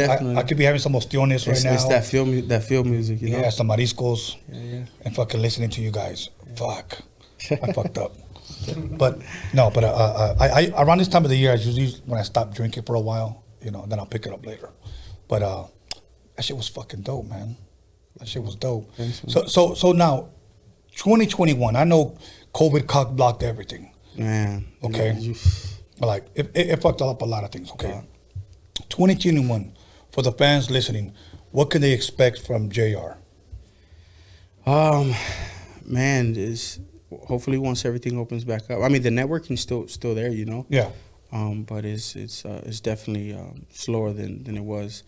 Once everything opens back up, man, to just keep pushing. You know, like I told you, I'm working on a song, Corrido para Camaro, and hopefully that'll be out within the next month or two with visual, and being with that in the works, hopefully doing 2 EP cover albums of, you know, something that's gonna track for the ladies and something that's gonna track somewhat corridos, you know, like Chito Cano from Ramon Ayala back in the days type of songs, you know, old school. Yeah. You know, so that's that, and then pushing with the effort with my boy, you know. Whenever he needs me on a song, you know, he knows I'm there. So gonna continue to do both and hopefully master both. And okay. You know. Now you said dropping 2 EPs. Yeah. And do you plan to drop them this year? Yeah. That's definitely the plan. And at the same time, you know, work on hopefully an original album. Okay. That'll work. Can you drop it? Well, I don't know if you want to give away what songs you guys are going to cover. I mean, they're just cover songs. There's a song by El Buki back in the days. It's called Yo Te Necesito. There's man, see, I'm so bad with names, bro. But yeah, you can remember lyrics. Yeah. That's pretty crazy right there, bro. You know, I was working with this rapper one time. He pulls up bumping Eminem. And I look outside and I'm watching him. And he's out there on his phone, but he's bumping Eminem and he's rapping the entire fucking song, okay? When it comes time to do his lyrics, he don't remember his own shit. I'm like, how do you remember? You know, so it was kind of like a little weird. Yeah. But now, have you performed and forgot some lyrics? Because I know rappers do. Yeah. You know, but you know, these guys are dope, man, at what they do is when it comes to playing the instrument. So they continue, and then I'll catch on the loop and then start from there, you know, and try to make it seem like nothing happened. What do you do? Just yeah. No, I just he'll continue the riff and stuff, and I'll just catch on. Okay. You know, like where I was supposed to start, it'll come back around eventually, and just start right there. Now I'm gonna ask a question because I've recorded playing the guitars, stand-up bass, you know, regular bass, acoustic, mandolin, etc. But these were over the hip-hop beats, okay? Yeah. When you guys record Spanish music, I've never recorded any Spanish music, okay? I know rappers, when you're new in the studio, many of them can freestyle their ass off, but many of them have a hard time staying on beat, okay? Now, when it comes to playing instruments, is it hard to record and stay on beat when you guys are being recorded? Not these guys, man. Well, I don't record a whole bunch, but when I've tried to record, it's, you know, there's a digital beat that's going on, like right? a metronome. And, yes. Yeah, metronome, exactly. And I found for myself that, especially when I first tried to record, that it was hard. But I mean, I don't record that often. Now this guy is a different story, so. Yeah, no. I think it's just really depends if you have feeling into what you're doing or not. That's all it comes down to, you know. And when you love it, it comes natural. You know what I'm saying? It's just what it is, and that's what JR's got. It's what Lobo's got. It's what we got. It's just natural. We love to do this, and it just comes out, man. Yeah, you know, I work with a lot of rappers that consider themselves like freestyle rappers. Yeah. You know, they could freestyle their ass off, but they couldn't write a song.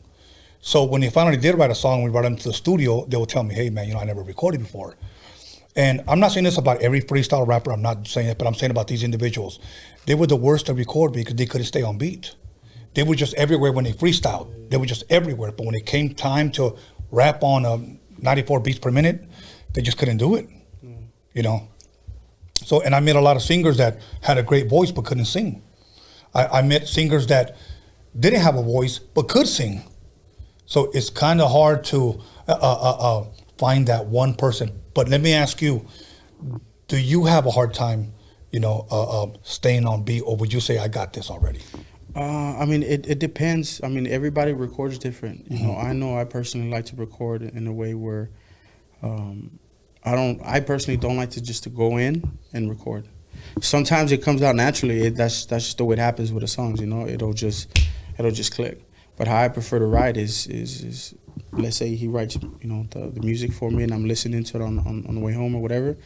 I'm gonna listen to that beat at least about, you know, no lie, like 500 times, just studying and dissecting the beat, every drop, every change in the beat or the music tells me, okay, this is where I'm gonna change, and this is where I'm gonna do this. I'm gonna go high or low, you know. So that's for me. But everybody writes different. Okay, are you signed right now, or has anybody approached you possibly with? Yeah, I mean, I'm not signed, but I run with my boys from the Effort Music. That's my family. Those are my brothers and those who I've been pushing the music with, and you know, through Smooth Hustle and them is where it's brought me here today to, you know, to this interview here with you. So it's nothing but thanks to them.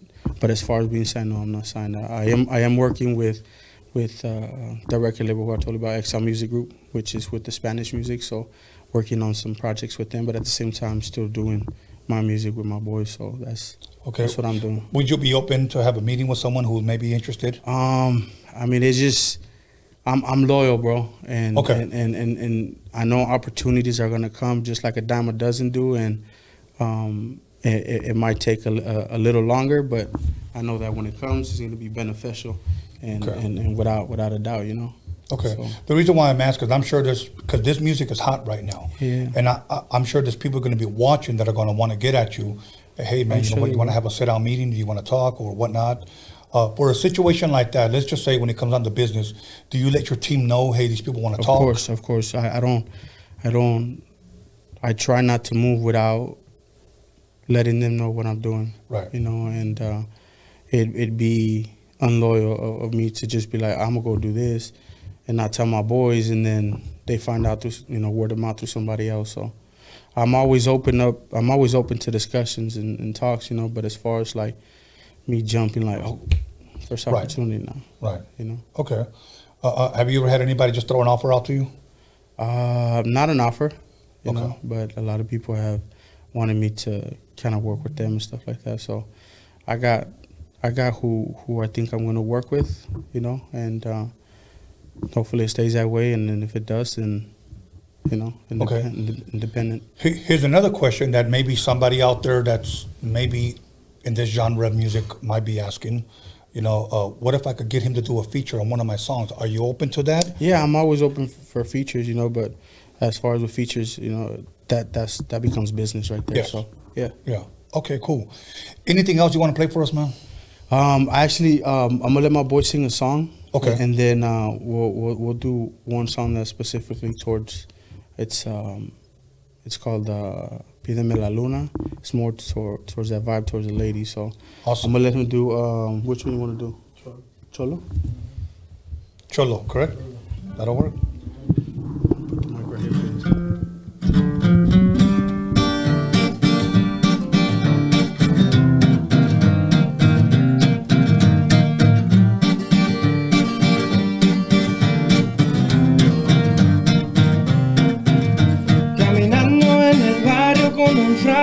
Que no me falta nada, yo vengo de esa clica que le dicen toqueros. Tengo muchos carnales que ya están muertos. Saludos a los soldados que dieron su vida.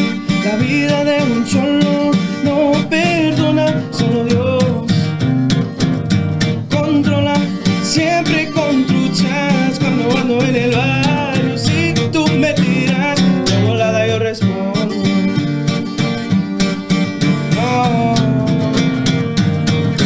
Yo no vengo con mamadas, mi gente bien armada. Soy parte de la clica de los cholos, no se espantan.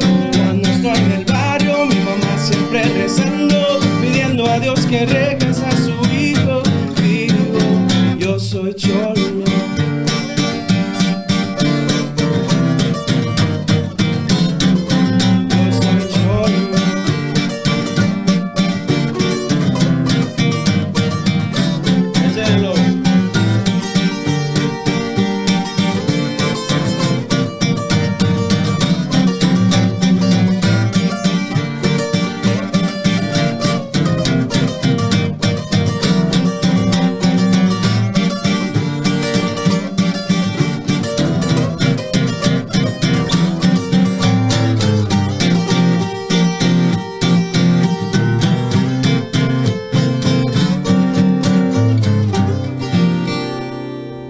Round of applause, everybody. Thank you, guys. That's beautiful, man. I like those lyrics. That's dope. You know what? It's funny because when I hear your lyrics, I see visuals. That would be a dope-ass fucking video right there, man. That's dope. That's dope. So once again, introduce yourself. Yeah, this is Scree Santana coming from Fullerton, OC. Shout out to Full of Funk and the Tang. Lobo Montoya. That's right. From Fullerton. That's right. Fullerton. Instagram. Come on, bro. Seriously. Is that serious? Yes. Yeah. That's right. All right. That's serious. Come on, bro. That's dope. That's dope, man. And he's 13 years old. Come on, bro. Seriously. So, with that, you have another song, correct? Yeah. Just one last one for you guys. And okay, let's do that. Cinco de Mayo special, y'all. Sí, we'll do. Pídeme la luna, nunca es suficiente. Nunca? We'll do nunca? Nunca? This one's called Nunca Suficiente. It's a cover by Los Angeles Azules and Natalia Laforte, but it's more our style, you know. Okay. Yeah. It's like a cumbia almost. That's dope. Yeah, you know. That's dope for the ladies. Yeah, you know, you gotta try to be an all-around artist. You know?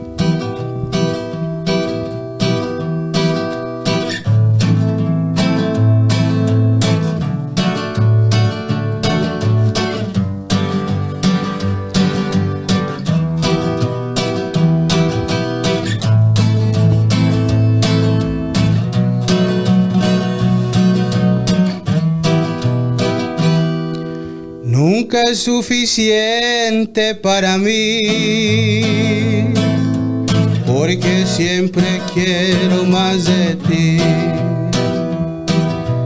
Yo quisiera hacerte más feliz, hoy, mañana y siempre hasta el fin.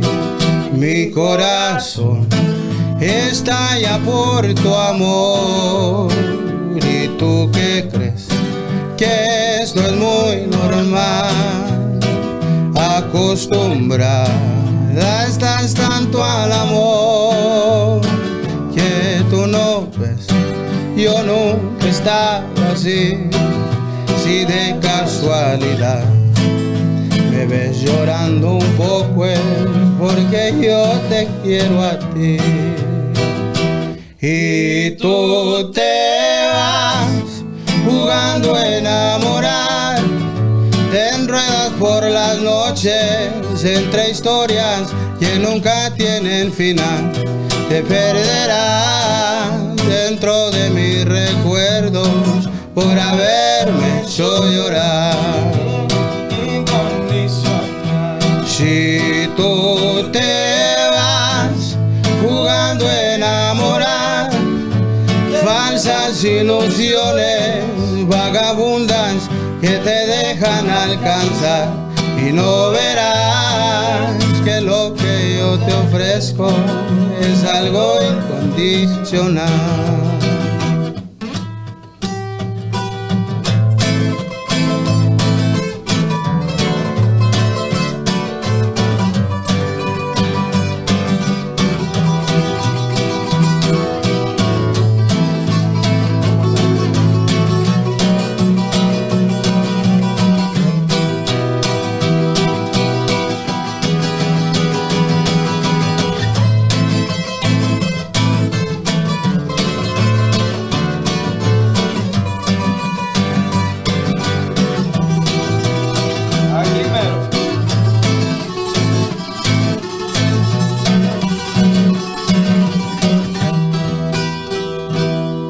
That was beautiful, man. Round of applause, everyone.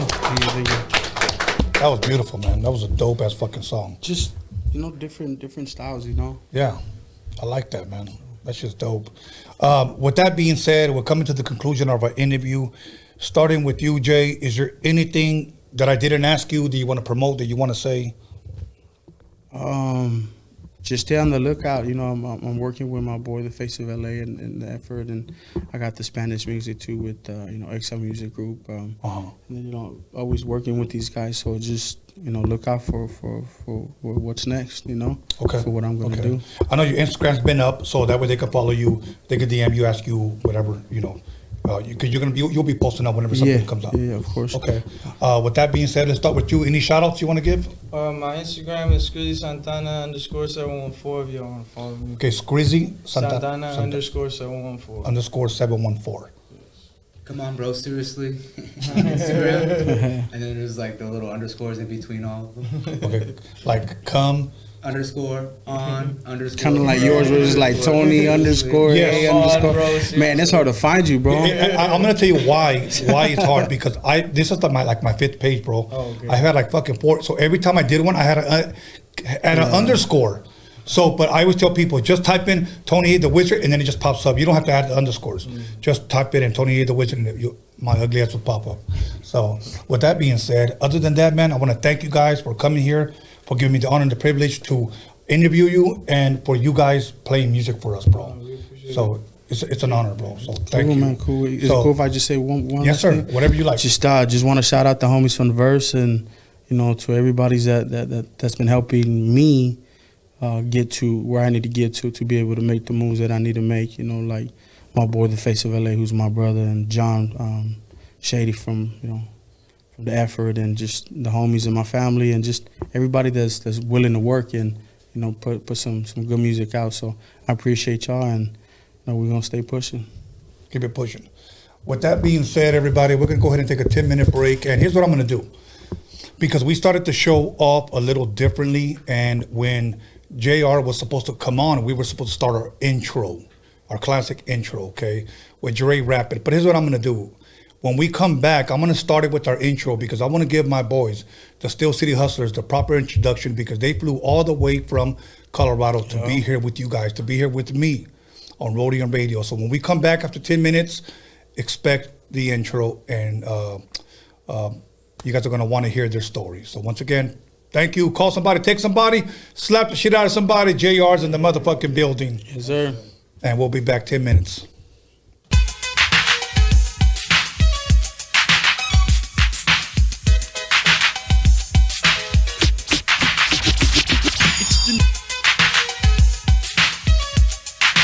Yo, call somebody, text somebody, slap the shit out of somebody.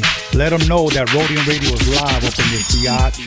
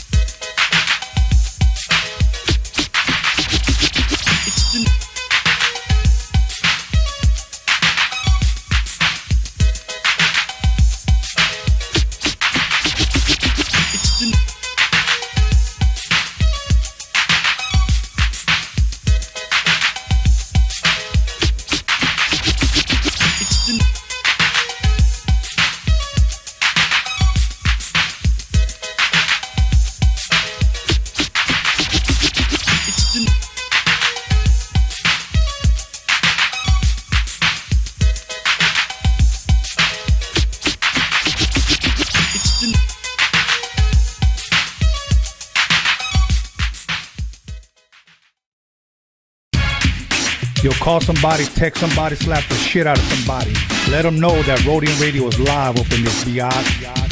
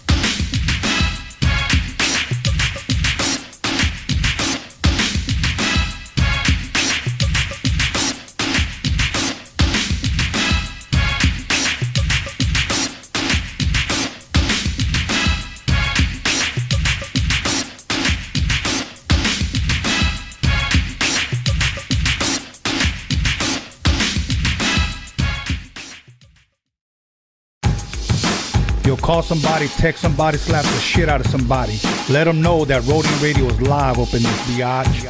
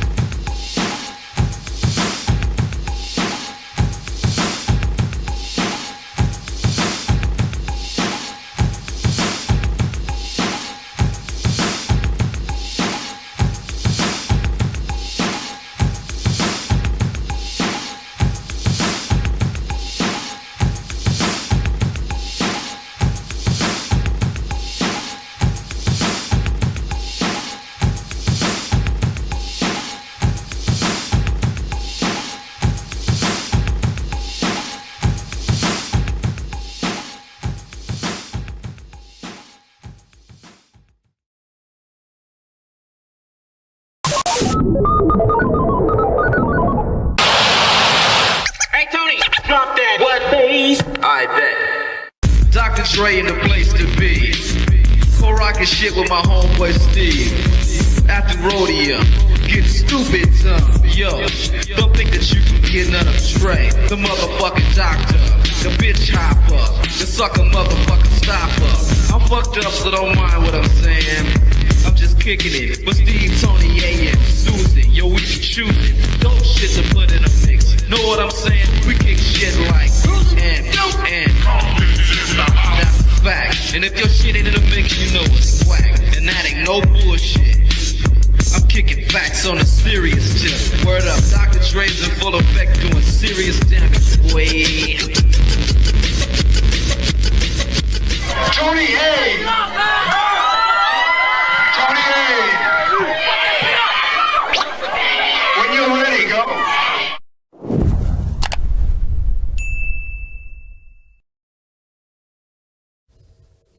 Now that was an introduction. So welcome back everybody to Roadium Radio episode 158. And once again, I already gave my announcements. If I do, I'll give them on my next break. But without further ado, all the way from Pueblo, Colorado, the Steel City Hustlers. What's up, Tony? What's up?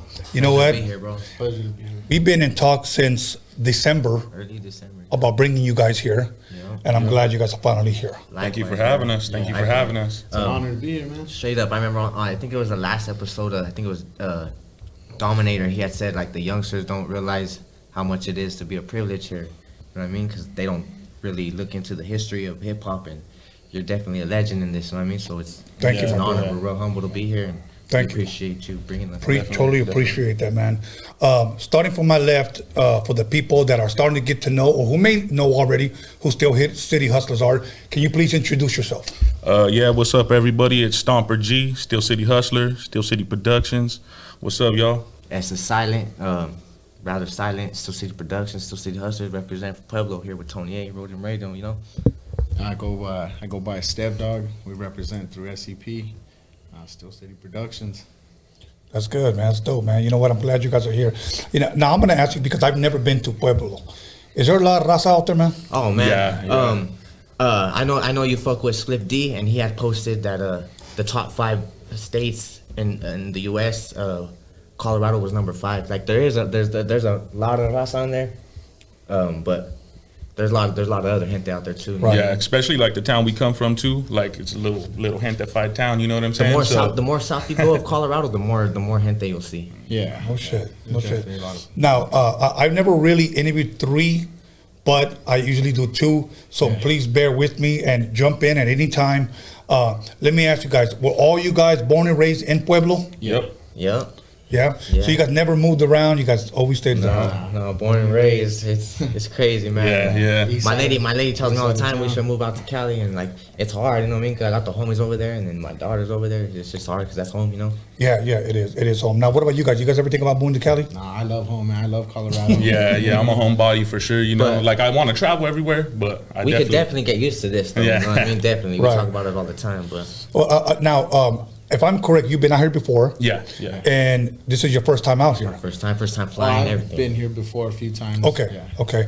Now, your first time out here, how's your experience so far? Man, I'm loving it. Like, my mom actually lived out here in Wilmington, and my sister was born in Hawthorne. So if she would have stood out here, like maybe another 5 years, I would have been born out here. No, what a small world. She lived right there on Wilmington and Anaheim, right there. There's some apartments. Between 78 and 80, she lived out here. Wow. She even dated. I think he was from Wilmington, just because the way she explains him. Raymond Ayala or Acala. Acala. She used to date some fool. Oh wow. So at heart, he's from California. Yeah. He was destined to be. I'm Colorado, but yeah, you know what I mean. I got love for the West Coast. Man. Now you guys don't want to move out, but you guys love our weather, and you guys can deal with the bipolar weather over there, man. Yeah. I love the snow. I love the snow. Like, really? Yeah, it's my thing for sure. I like the rain, man, and the bipolar weather reminds me of my old lady, so I ain't tripping. And I grew up in Colorado, like since you know what I mean. I was born there, and that's the one thing I never got used to was the weather, man. Never. I'm always cold. My hand is like it'd be hot as hell. My hand is like, you're cold, babe. Like I'm freezing. You know, next time I go to Denver, You guys are what, about 2 hours away from Denver? We're south of Denver. Yep. Fuck, I would say, hopefully there would be somewhere closer where we can go have dinner one day, man. Yeah. You know. Oh man, that'll be a privilege, man. And it'll be on us. You know what I mean? Yeah. And either way, we could figure it out. Definitely. Yeah. We could definitely figure it out. That'll be dope, man. Because every time I've gone over there, I never really hung out with anybody. You know what I'm saying? Yeah. So I stay right there off of 16th Street, and I just chill there. You know what I'm saying? Yeah. But I would definitely love to hang out with you guys. You know. Yeah, that'd be dope, man. Or I might even drive out there too. Yeah. And mind you, like the traffic ain't as bad. So. Yeah. You need to go to the south side. We'll be there in 5 minutes. Yeah. It's 5 real minutes quick. is 5 minutes. now let me ask you guys, because out here, okay, I survived the gang violence in the 80s and 90s. Okay, is it still active out there in Pueblo?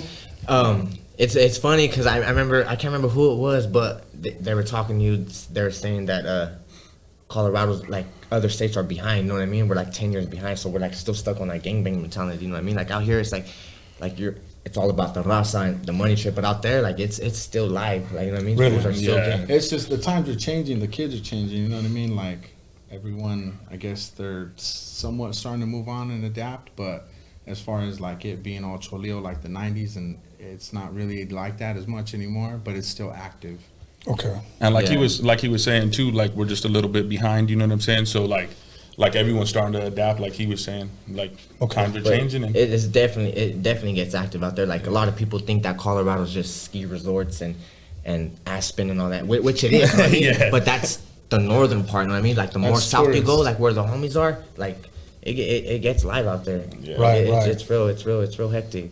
You know what I tripped out when I went out there, and I go to Longmont, Colorado, and I saw some like skinny jean Mexican Bloods. Yeah. Shout out to the homie Esteban from Longmont too. But yeah. Yeah, you know, so I was like, wow, this is weird. Like this is a little weird, you know. It is, and that's like that new generation and stuff. You know what I mean? And that's what I mean. They're starting to like adapt and move up. Like you know, it's the new generation. It's just, Mexican it's weird. Bloods. Like I got a whole thing about it. Like I honestly don't weird. think that's adapting to, you know what I mean? Like evolving, like because like to evolve, that don't necessarily mean you gotta start acting a different rate, like with the whole nigga stuff. You know what I mean?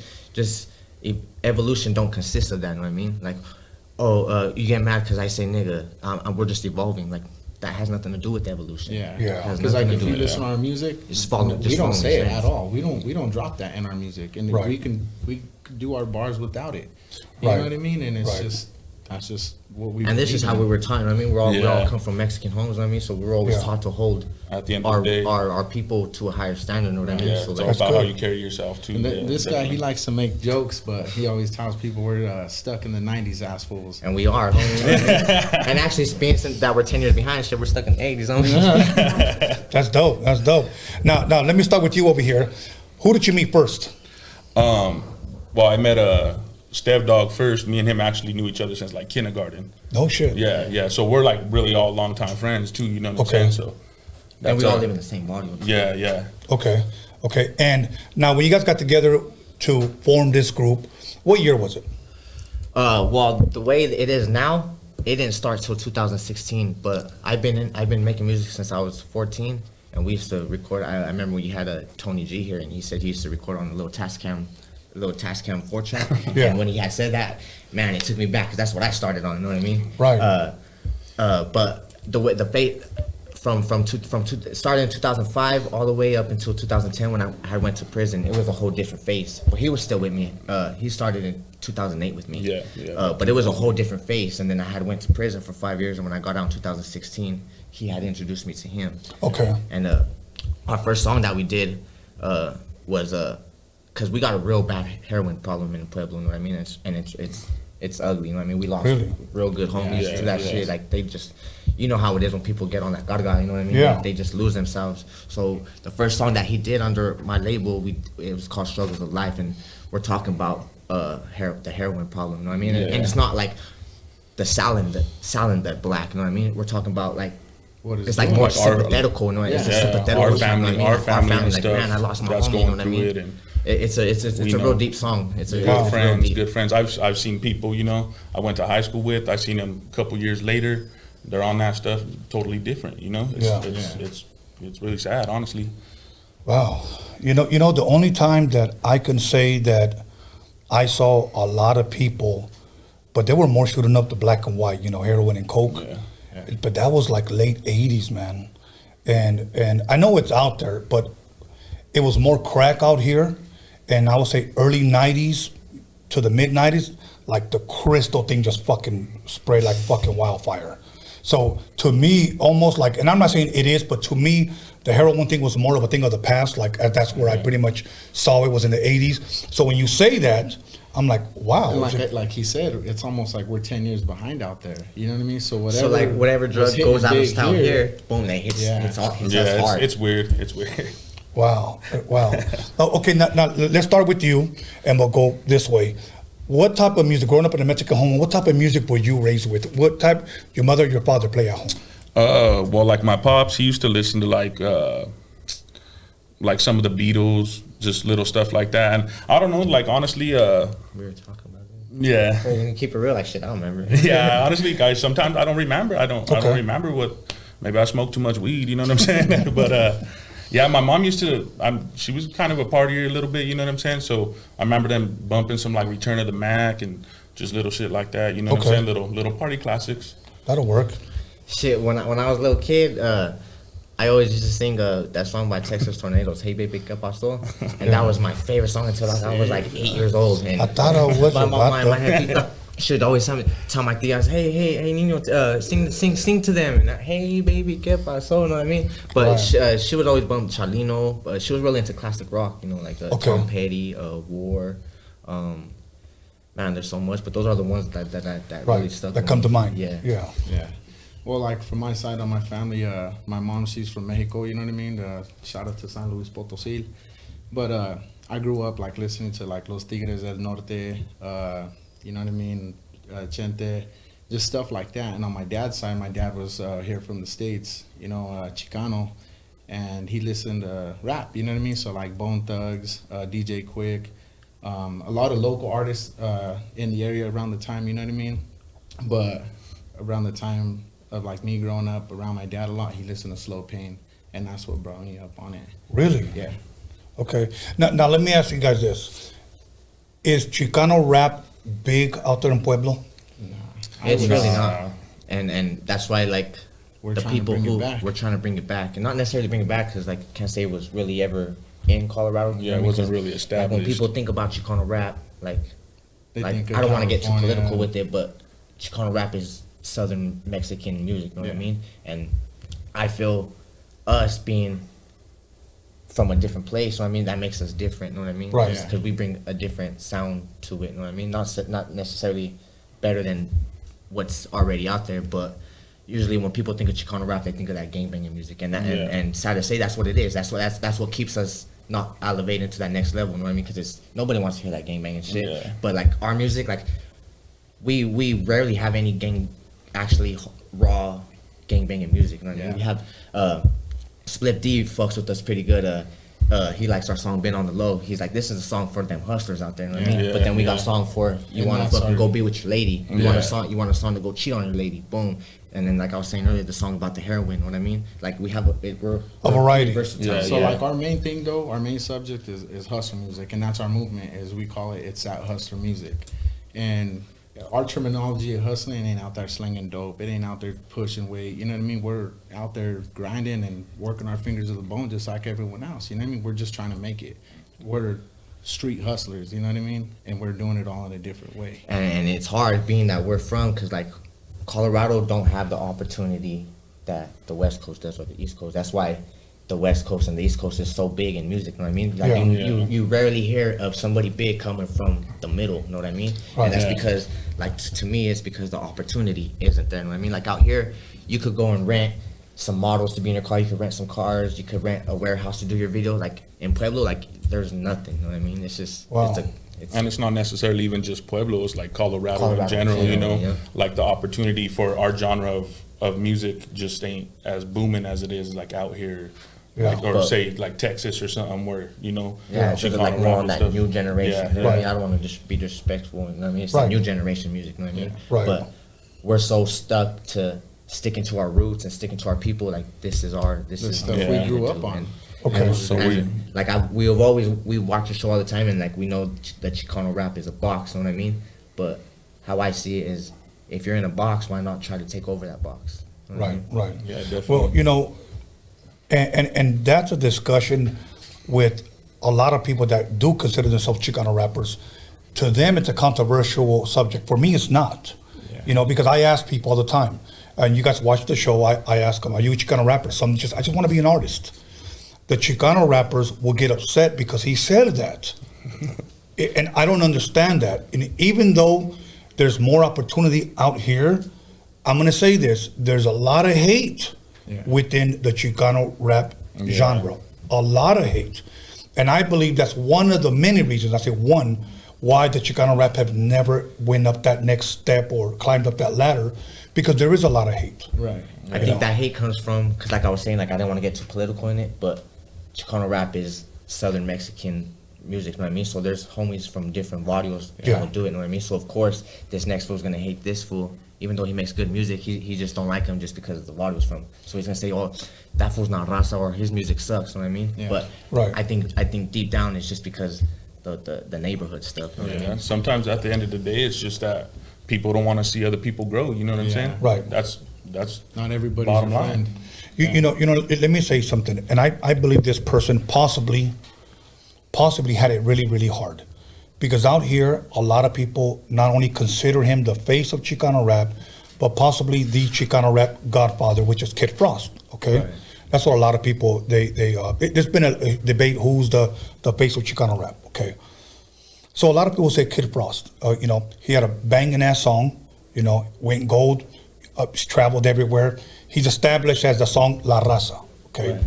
Now, here's where I thought it was unfair for him, because when that song came out, I heard it, I thought it was a fucking banger.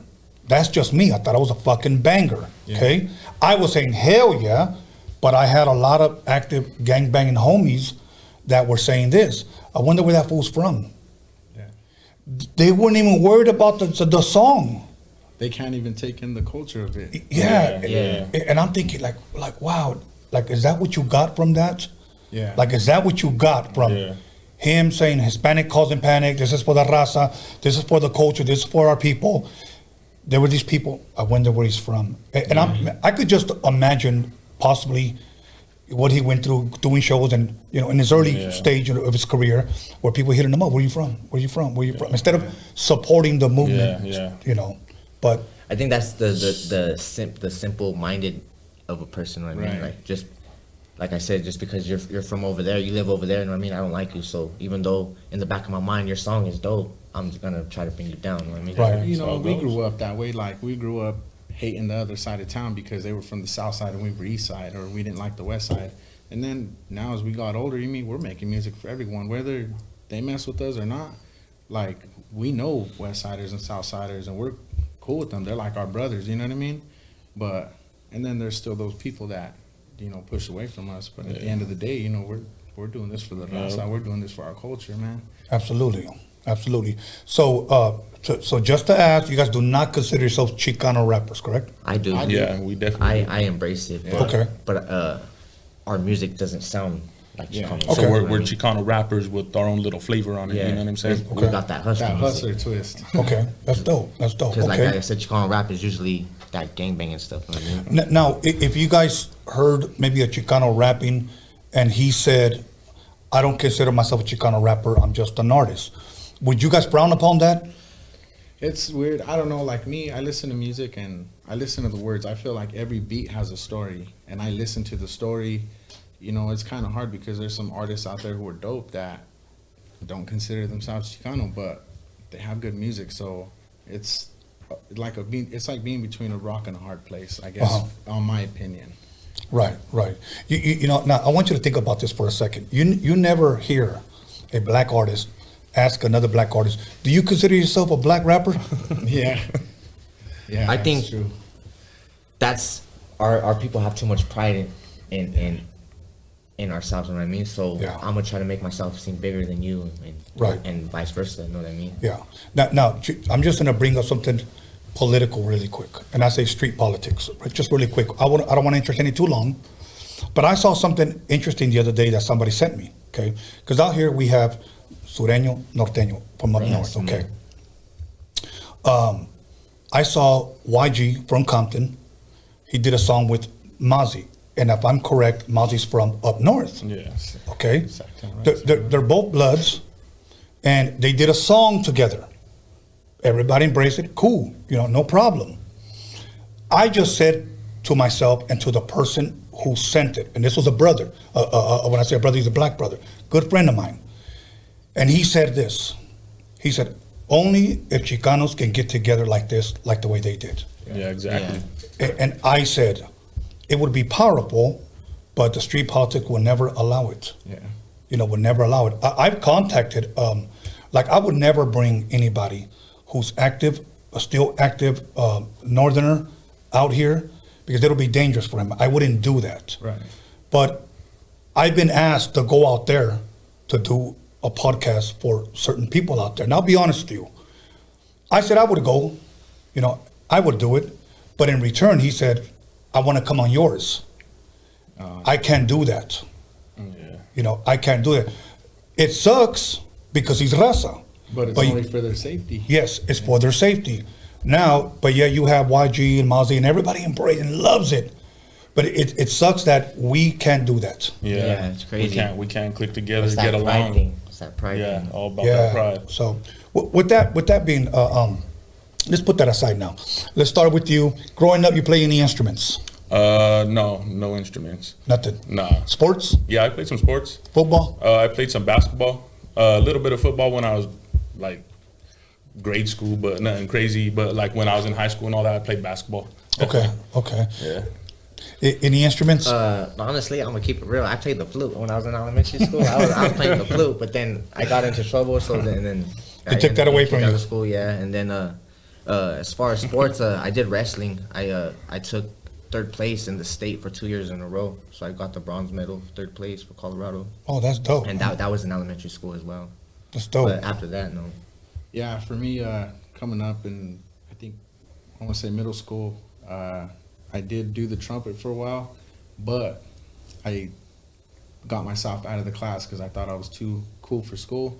I didn't realize, like, now it could have probably took me somewhere, so I ended up, getting out of that.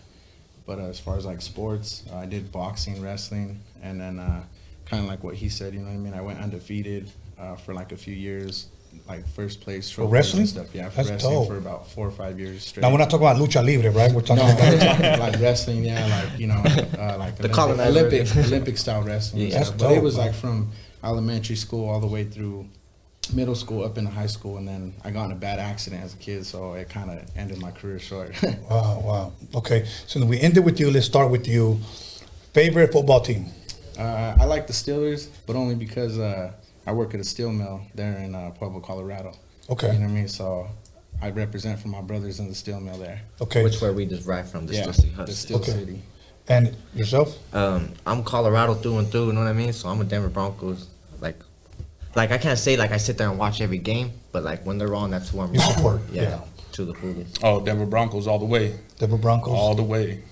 That's dope, man. That's dope. It's funny because when Peyton Manning came back for that last season, first of all, the year before, when they lost to Seattle, that was a demolishing. That was horrible. Yeah. Oh man, I hate it. I was actually in prison for that, and we actually almost went to war with the black dudes over that Super Bowl. It was crazy, but the Llaveros, they talked about it and it was all cool. But now, when they met with Carolina. Remember Cam Newton? He was quarterback. It was Broncos and Carolina a few years back. Okay. It was Manning's last year. Mm-hmm. Oh yeah. And his arm was like a rubber band. I didn't think, but they won, man. Yeah. They pulled it out. They had defense. Yeah. I love football, so that's like I talk sports all fucking day. Yeah. Fan, right? I know. And that's what Broncos are like known for. You know what I'm saying? Usually getting a good defense. Yeah. Actually, I kind of watched a little bit of that draft. Okay. The other day, but. Okay. You guys get anybody good? We got a couple good people. Okay. I'm not good at like names and stuff like that, but the draft was really good picks. You know what I don't understand, because I'm fair. When I watch football, it's probably the only sport that I don't give a damn if it's Jacksonville versus the Browns. I'll watch it as long as it's a good game. Okay. Yeah. Here's my thing: Denver Broncos win the Super Bowl. They got an amazing fucking defense. All you got to do is get another quarterback because Peyton Manning was retiring. How do you go on from 1 year to the next and say, "Oh, we're rebuilding"? And we've been garbage ever since then too. Yeah. What the fuck's that dude's name? He's like, you guys have been garbage forever. I mean, I'm like, how do you go from a Super Bowl champ to rebuilding? Like, That's crazy. Yeah, I don't get it. Favorite basketball team? I'm not much on basketball, but for the hometown, I would say the Nuggets. The Nuggets, okay. Nuggets, obviously. Nuggets too, but like when I was little, like I was a Chicago Bulls fan, and not necessarily a Bulls fan, but more of a Jordan fan. Michael, yeah, same thing. That was an icon. Yeah, thing, exactly. Yeah. And yourself? Denver Nuggets as well. Okay. Last baseball. Me, I'm for the Rockies, man. I mean, I like LA Dodgers, but I'm for the Rockies. I would have to say the Rockies too. Same. Really? Same. Yeah. Colorado, everything. Okay. I'm a little off one, but. Now, out of Pueblo, do you guys hate the Dodgers and the Lakers, man? No. Do you guys ever look at them like, fuck those guys? Like, in all honesty, like I never really had no issues. I was a Kobe fan and all that too, so I never had no issues with the Lakers. But like the Raiders and all that, I can't stand them. Okay, well, I'm not a Raiders fan. I'm gonna be real with you. All my homies are Raiders fans. I know they're listening. They'll probably be mad at me, but like I do not like the Raiders. Like in Pueblo, it's kind of different. You know what I mean? Because like,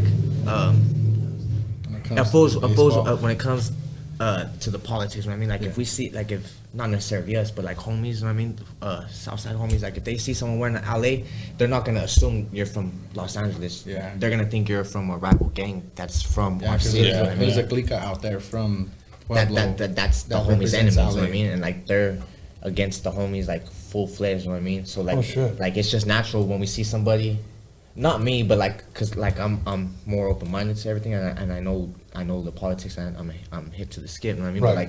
But like the average fool, like if they see somebody wearing an LA, they're gonna like fool, like you're my enemy, you know what I mean? And it's not necessarily the Los Angeles thing. It's just the enemies. Yeah. That's what they wear. You know That's what they wear to represent. Yeah. Okay.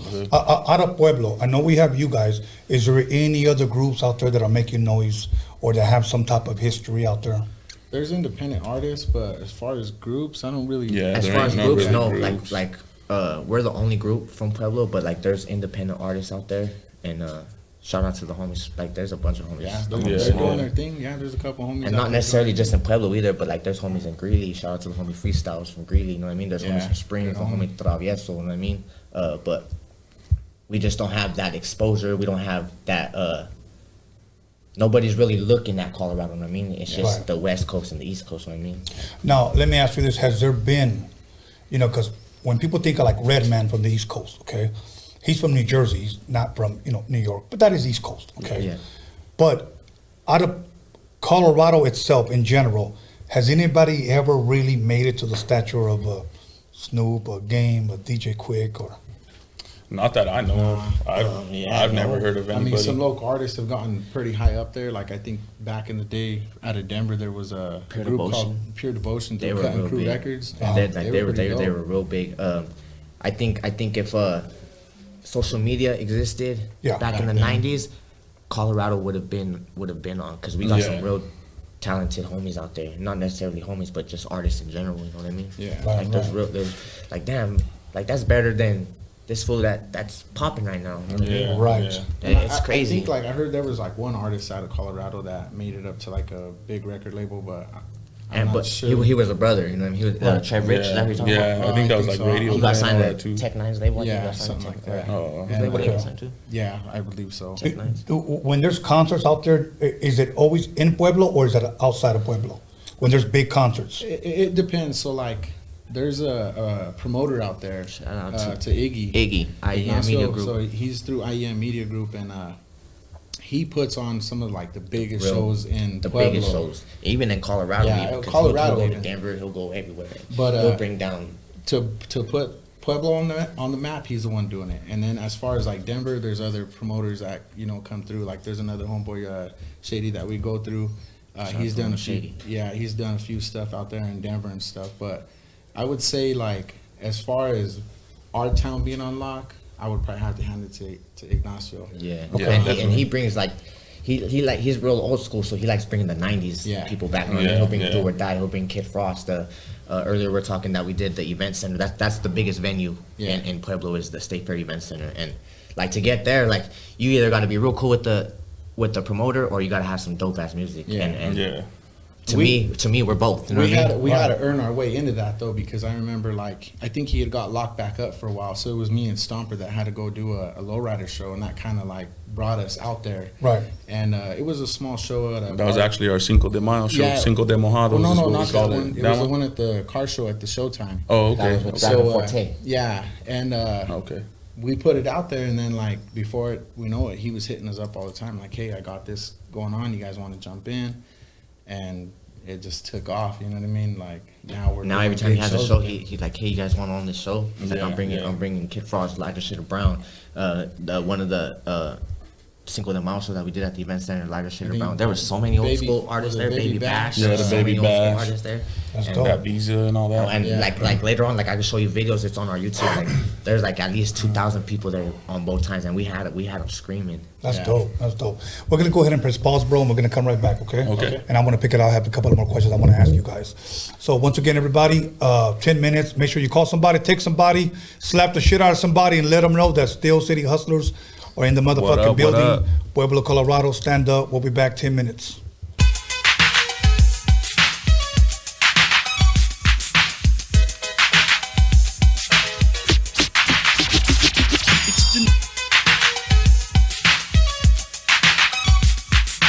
Yo, call somebody, text somebody, slap the shit out of somebody.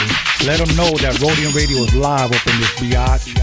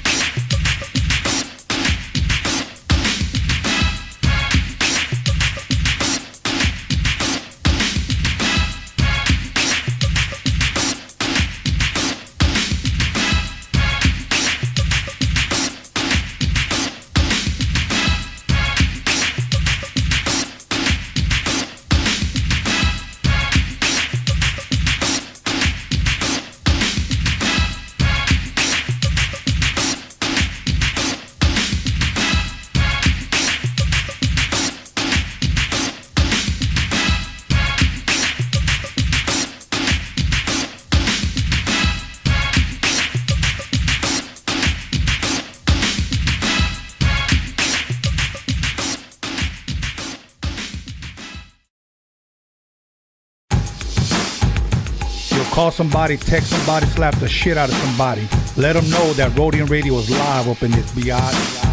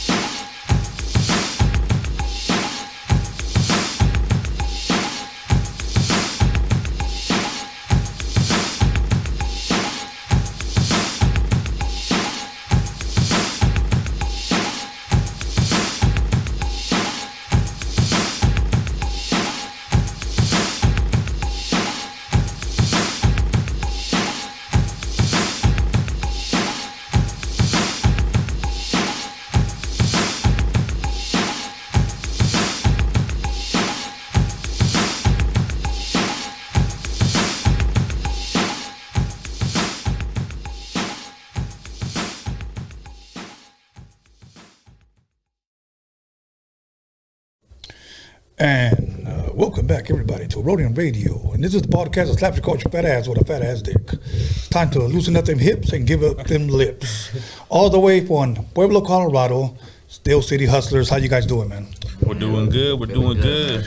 You know what? I'm glad you guys are here. It's once again, you guys may think that it's a blessing to be here, but it's really a blessing to have you guys here. You know, because I'll tell you why. Okay, and I'll be honest with you guys. When we started this, I only thought I'd be around for like a couple of months because I knew nothing about the whole podcasting thing. Yeah, right. So I said, I'm just going to promote my documentary and get the fuck on. You know, but it began to take a life of its own, which is a good thing because look at, you guys started watching it all the way in Pueblo, Colorado. Now you guys are here chilling with me. To me, that is just fucking dope. Yeah. So with that being said, let me start with you. How did you first hear Roadium Radio? Actually, through my homeboy Silent. So, I think, I don't even know what episode it was, but he was probably watching you way before, and he's like, hey, go follow this dude, go subscribe. And like, I'm still kind of new to like Instagram and stuff. I'm pretty shabby with Facebook, but he had me like follow you on Instagram and stuff, and then but YouTube was like the first thing, like my go-to, you know what I mean? So like religiously now we watch it, you know what I mean? Every Sunday, every Wednesday, and I'm there at work, even if I can't necessarily see it. I'm there working and I have the headphones in my ear and I'm That's dope. Listening to what you say, man. Hey, how did you hear about it, man? Honestly, I think it was I want to say maybe the Mallow Man Ace, that episode when you had him. Okay, I had him twice. Maybe it was the first one. Really? It popped up on my recommendations, and I just tuned into it, and then I just started listening to what you had to say. Like, oh, I worked with High Seed, and like, damn, I remember hearing about that. Like, damn, he used to produce for that food. Like, damn. So I would just tap into every episode that you got, every episode that you had, and then I would start seeing that you had having big names in Chicano rap. I'm like, man, I'm fucking with this dude because I'm all about my people. You know what I mean? Like, I'm brown everything. You know what I mean? That's so dope, like man. anything that has to do with our community and our people, like I'm there. All like about especially like I don't know. I know you heard about it, like when the kids were in cages and shit. Yeah. Last year, I ran the Aurora Ice protest out in Colorado, and I had the same day. Last year when they did the one in LA, the kids protest. I wanted to be there so bad. Like I was telling my cousin about it. Like we wanted to pull up, but we just didn't have the funds to do it. So it was just me and him, and we're like, let's just do it on our own here on the same day and the same exact time. So I do a lot of graphic designing for a lot of Chicano rappers. You know what I mean? I worked with Duende a lot. You know what I mean? I worked with numerous of big Chicano rappers. You know what I mean? So Duende fucks with me. You know what I mean? So I had told him and then that I wanted to do an ice protest, and he was like kind of giving me pointers and shit. And then when I seen that Clever was running the one in LA, I was like, let's do one here in Colorado on the same day, so that way our people in LA are standing up. Let's have our people stand up at the same time, so that way it makes a bigger impact. So I started the protest the same day that LA was having it, and we had so much feedback on there that Chicago did one, Atlanta did one on the same day, and Duende was the one that helped me with that shit to get that shit set up. Yeah, Duende will be back soon. Yeah, that's the homie right there. I don't know if you heard his album, the Sangre y Raíz. I'm the one who did that whole graphic. I designed that whole album. No shit. Yeah, that's the homie right there. That's dope, man. That's dope. Yeah, he's definitely good at what he does. And how did you hear about Roadium? Kind of the same as Stev. Like I just heard through Silent, you know. He just turned us on, you know what I'm saying? Said you guys go check out the Tony A show, you know what I'm saying? He's doing some interviews on some of these bigger name Chicano rappers and stuff like that. He's like, go check him out. He's really interesting. So yeah, I went and tuned in, like, subscribed, and you already know. That's dope. You know, I always told them, every like, time. you're gonna be on this show. Watch. I promise for you. Because when I got out, the whole time I was in prison, like I was hungry for it. You know what I mean? Because I was doing it with him before I got locked up, and when my freedom got snatched from me, I was just hungry. And when I get out, because all the homies were in there, are doing life. You know what I mean? They're like, when you get out, homie, put on for the homies, for the culture, do it for the people. So when I got out, like, this is what I'm gonna do, and got out and hit the ground running. I was on parole. I was out 3 months on parole, and we left state to go do a show in Utah. To Salt Lake City. On parole. Just because I wanted it so much, you know what I mean? Like, just because I gave the homies my word, you know what I mean? And I love my people so much that I feel us brown people, we have a lot of talented people, you know what I mean? Like, we need that spotlight shine on us, you know? That's dope, man. That's dope. You know, now let me ask you a question. Out there in Colorado, just in general, is there any platforms like this out there?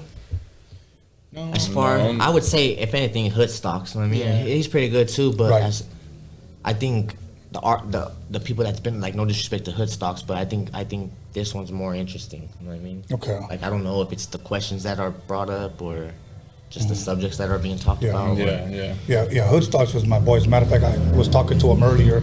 I've been on his show. He's been on here. But I guess my question was more aimed towards in Colorado. Is there any platforms like this out there? Like, is there anybody hosting stuff like this out there for people in Colorado? No, not really. No, at all. Like, I mean, so there was one guy. His name is Rob. He's a tattoo artist out there. Okay. Yeah, shout out to Tattoo Rob. Yeah, Tattoo Rob. So he was starting to do something. Him and Little Colorado. Colorado. They were doing like a podcast. I haven't seen anything much on it lately, but they did a small interview for us, and they were starting to make a movement. Yeah, they were starting to make a little movement, but like I said, I don't really know where that led to. Yeah. Right. Also the homegirl Angel Vegas. Yeah, shout out to homegirl Angel Vegas from Sparks. Yeah, Sparks Radio and all that. So she did a little interview with us too. Okay. And but she was trying to kick it off. Big platforms like yours, like there's really none out there. Yeah. And that goes back to what I was saying. Like, there's really not that much opportunity out there in Colorado. You know, now I'm gonna say something, okay? And I've said this plenty of times, but I'm gonna say it again. Because people have always asked me, you know, why, how did you become successful? First of all, I'm just thankful that people have tuned in, okay? Because I wouldn't be sitting here if it wasn't for these people tuned in, okay? I want to say that I didn't know who was gonna watch when I first started. I didn't know who. People always ask me, you know, I'm trying to get views. I'm trying to get a platform like yours. Really, here's all I said. Look, bro, Instagram, you know, live is free. Facebook live is free. You know, the only thing that's not free is the internet. Okay, just go live. If they like you, they'll tune in. Yeah, that's all I say. If they like, I don't think I'm doing anything special.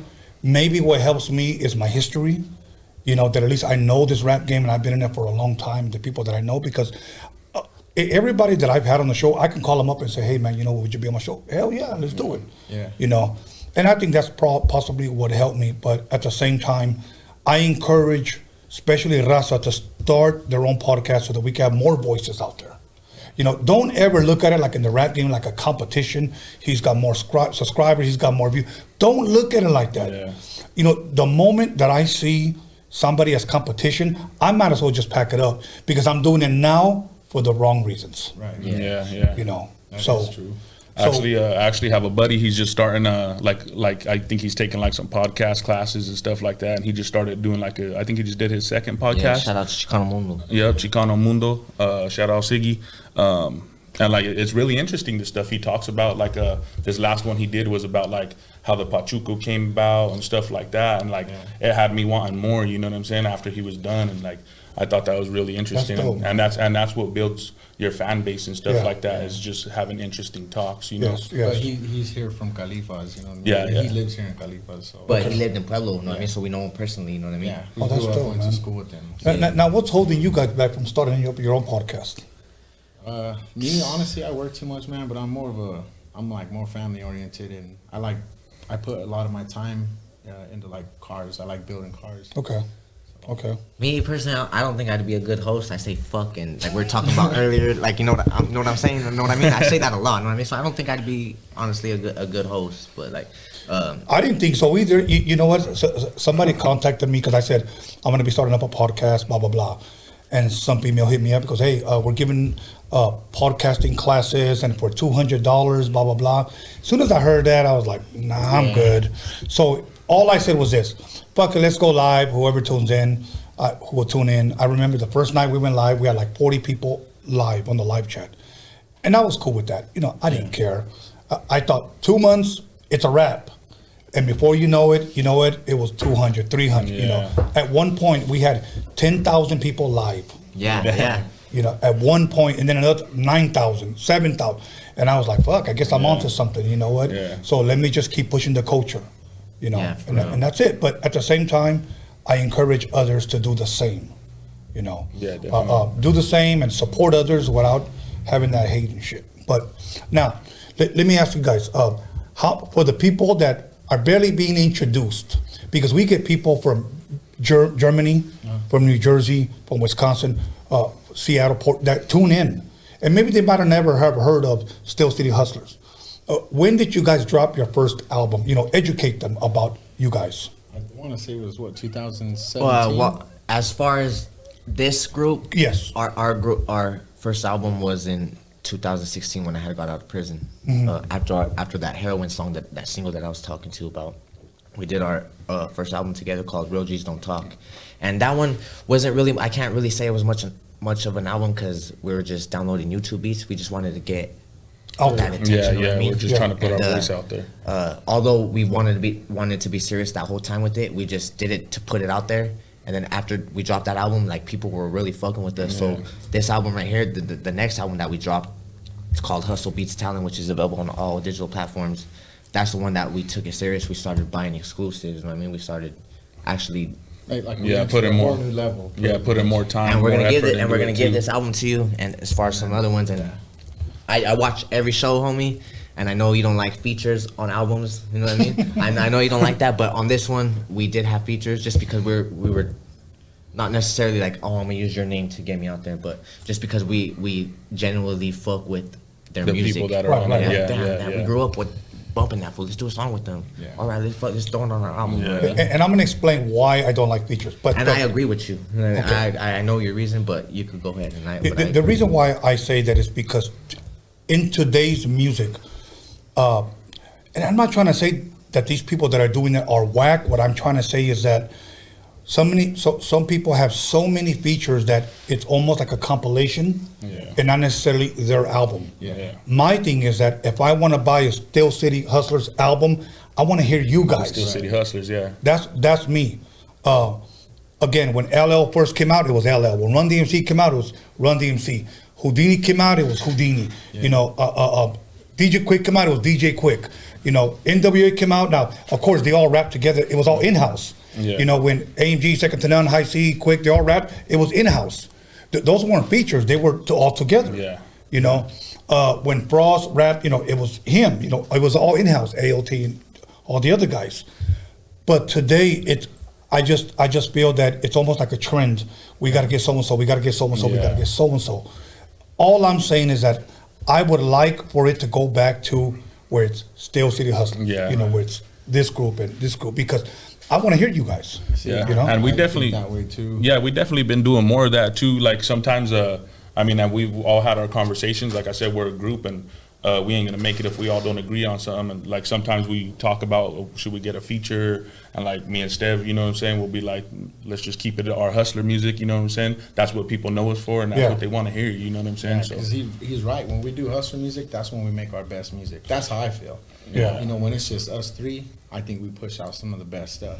Yeah. What are some of the features that you have on there? On this one, we got the homie Bozo from Pico Nuevo. We got the homie Slowpoke from Texas.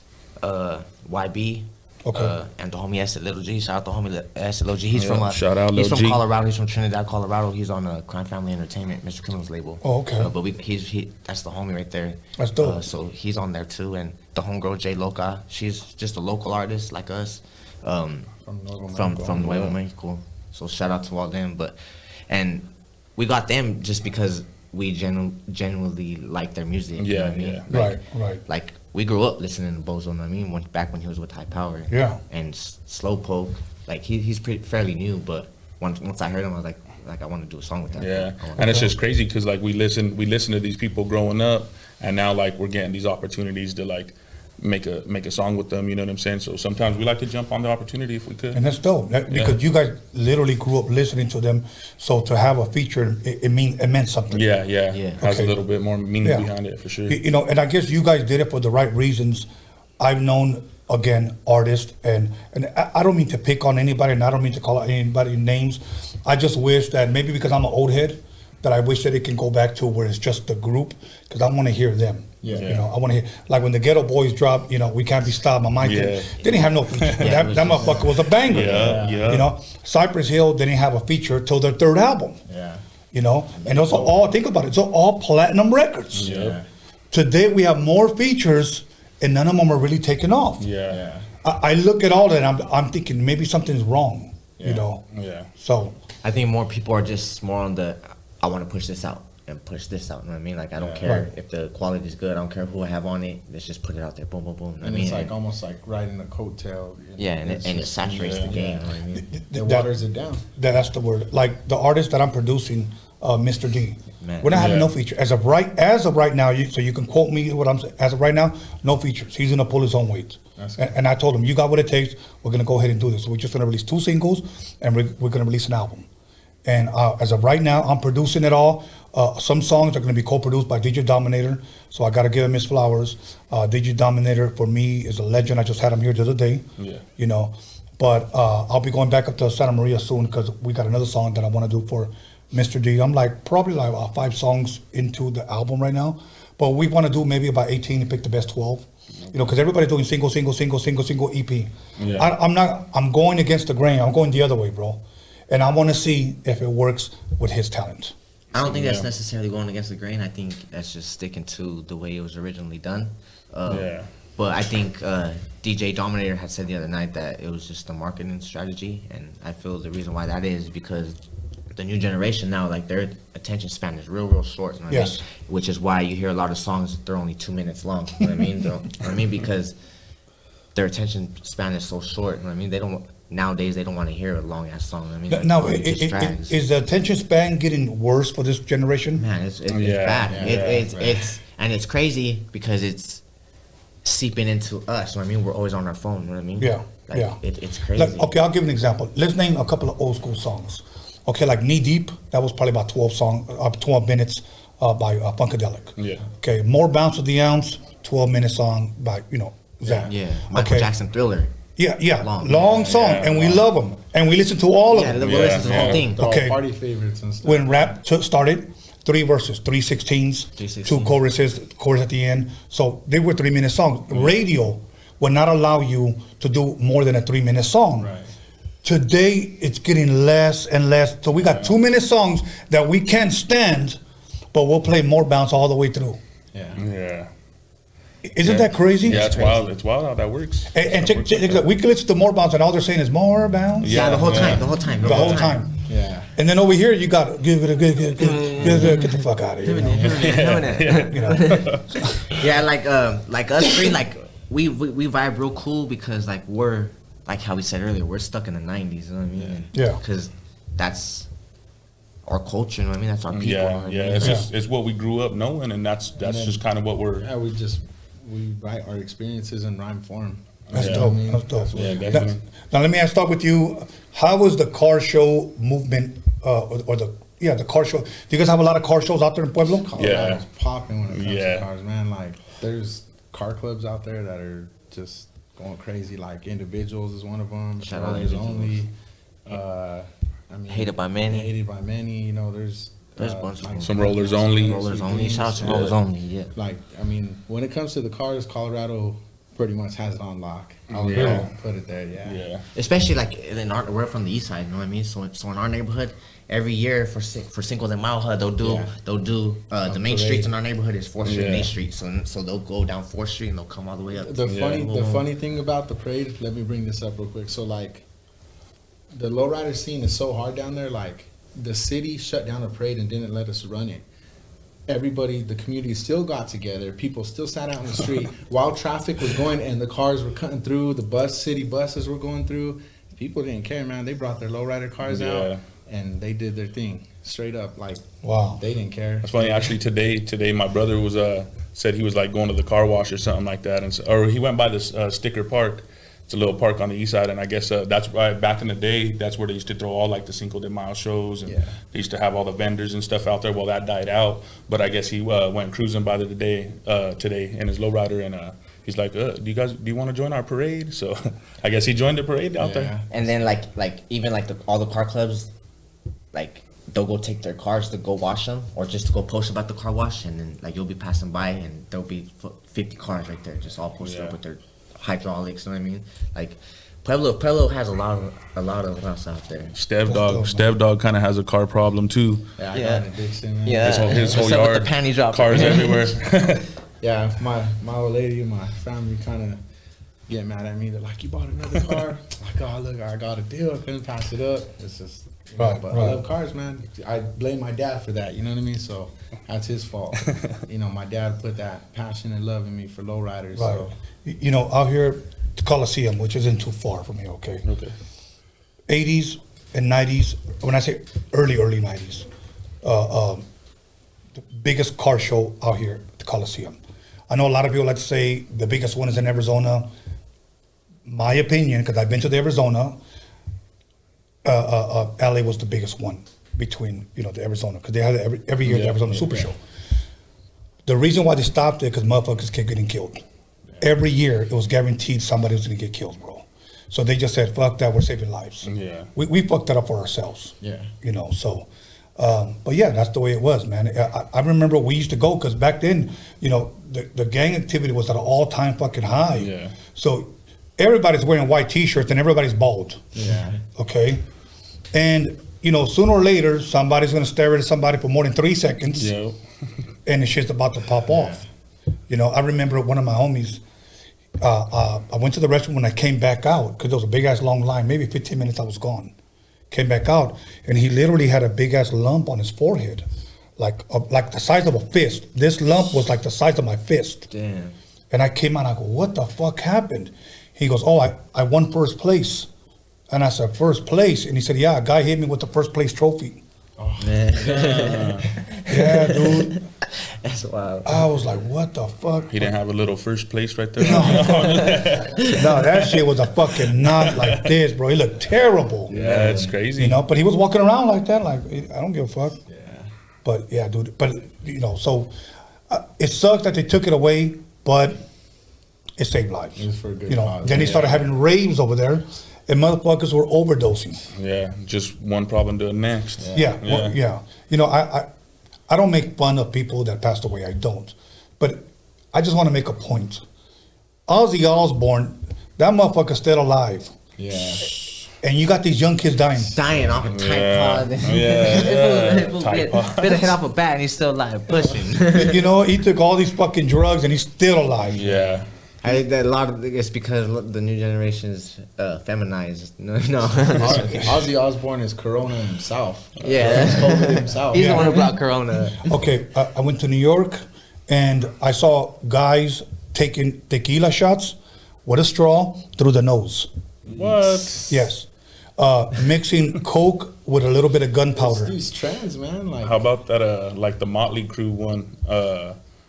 I forgot what his name is, but supposedly like sniffed like a line of ants. Man, fuck that. When I was in jail, bro, like there'd be like some bumps and like hobos and shit. Like, don't have no money, and like fools just want to see them do stupid stuff. Like, hey, I'll give you 3 stamps if you do this. I'll give you a couple soups if you do this. I seen this dude snort a line of cinnamon this big. And these dudes, it was a bottle from Denver. They said, we'll give you a book of stamps for like $10, and that's on my neighborhood if you snort this line of cinnamon. He's like, all right, I'll do it. And he goes and does it, thinking he's gonna get. And they're like, get the fuck out of my cell. Like, they just pretty much punked him. Like, damn, I seen dudes snort Kool-Aid, coffee, like weird, like. Jail's weird, like straight up. Yeah, you know, I think the weirdest thing I ever saw, I believe it was Santa Barbara. And one of the last, like, it was a college party, somebody hired me. I knew the guy who was graduating, and he hired me. I don't do no parties, but this was maybe like over 10 years ago. And he asked me, would you DJ for me? I said, all right. Got there, fucking place was packed. Probably, he had maybe about 200 people in his house, okay? Big ass fucking house, though. And here's what those kids out there, what college kids were doing. They had a big ass bowl, like a big ass popcorn bowl, and I noticed that people were taking prescription drugs and just dumping them in there. Okay, and I would see another guy, prescription drugs. So the bowl was fucking filled up. So I asked my boy who hired me, and I said, "Hey man, like what the fuck? Like what is that?" And he says, "Bro, these motherfuckers are stupid. They'll put all the prescription drugs in there, like from anywhere.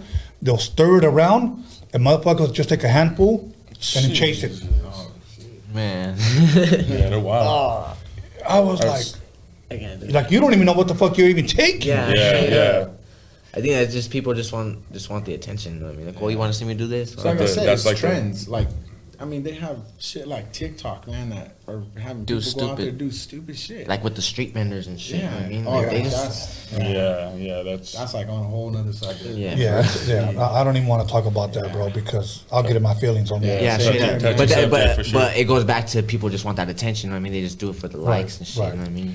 I think it's like the same thing too. Like when people go hand out money and like video record it, you know what I'm saying? Like if you're gonna be humble, then just go be humble. That I don't understand. Yeah. Because I've seen guys that hey man, can you hold my phone? I'm about to give this bum $40. Yeah. Like, what the fuck? Like, just give him the $40 and walk away, man. Yeah, nobody needs to know about that. Yeah. You know. But so now I see that you have other music there. You want to? Yeah. So this was a personal album that I did. It's my own personal album called by Stepdog, Talk of the Town. Okay. And of course, you know, I featured the homies on my team, and then I went and outsourced not necessarily like major artists, but local artists. Like I had one of my cousins, you know, he goes by Money Mill. He don't really rap. Yeah, he don't rap. Let me get on track, Primo. I was trying to like bring him on, you know, so it's something that, you know, is kind of in the works for him. Right. And then another one was J Loca, the girl we were talking about earlier. That's from Nuevo Mexico. Shout out to her, you know. And then just pretty much it's like a local drop. You know? But the majority of the songs is just him. Majority is all my stuff. Yeah. When did that come out? So I dropped this. I think it was 2000. It was 2019, and around that time, I went through a hard time because one of my cousins had passed away. Sorry, but one of my cousins had R.I.P. passed away, Kudos. and I kind of pushed for a certain date, and it was March 31st.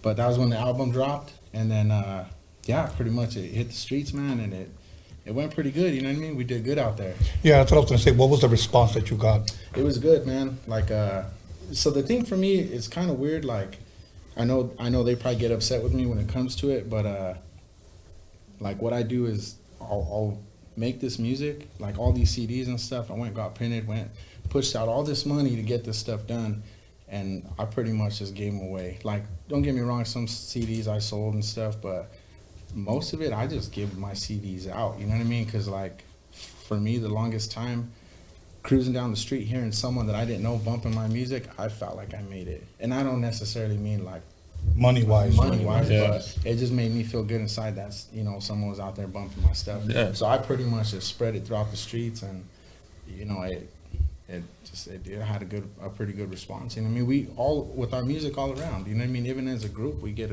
a like outstanding response, you know. Yeah, we have a music to small the fan shows. base, but like it's real loyal. Yeah. Every time we drop a single or the album, like they're right there. Like we have our own clothing line too. Like when we would come out with a new design, they're right there to buy it. You know what I mean? Yeah. That's dope. That's dope.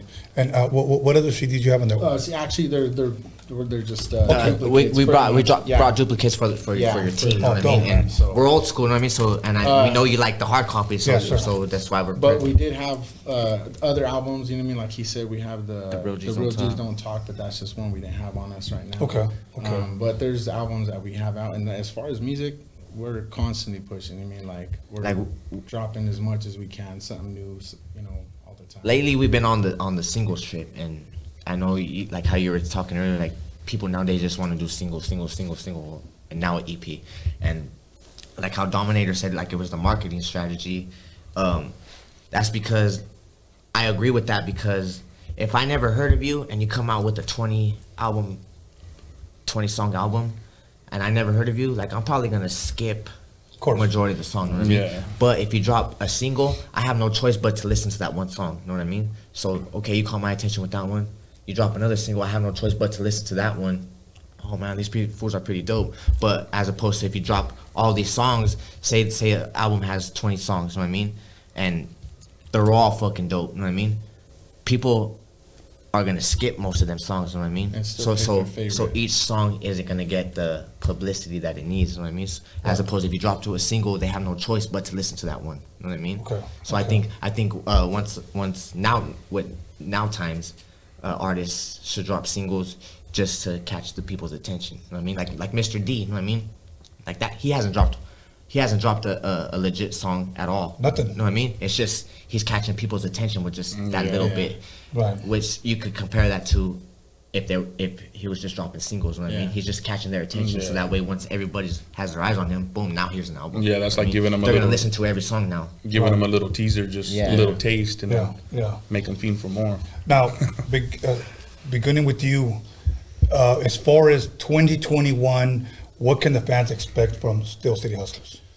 Well, right now, actually, we're working on a couple visuals, you know, a couple music videos. We're actually going to shoot one out here tomorrow, but unfortunately, our videographer couldn't make it out. But still, shout out Video God Visuals. But yeah, we're working on a single right now. With Stomps, before he passed away. Stomps. Because he showed a lot of love to him in Colorado. Yeah, we're working with 187 Music. Yeah, and so they're doing like some little remixes for us and stuff like that. But he has some exclusive that's never been released Stomp vocals that Stomp gave him. Yeah, he wanted him to throw him on beats. Right. So he had hit us up and he was like, "Hey, you guys knew Stomps or what?" Like, well, yeah, like we met him. Like we did a show with him out here in Colorado. Shout out to the homie Shady. But when he came out here, like we showed that fool kinds of love. You know what I mean? Like we kept it real with that fool, and he's seen that realness. You know what I mean? So he was showing love to us, and apparently I guess he was talking to that dude like, "Oh yeah," talking about the homies in Colorado. Yeah. So when we linked up with 187 Music, he's like that homie talked about Colorado a couple times. He's like, "I have some vocals of him." He's like, "What do you think we do an original track?" And we're like, "Shit, bet, let's do it." And he's been remixing like a bunch of our songs that are on this album. He's been remixing them, and like he's helping us with our movement.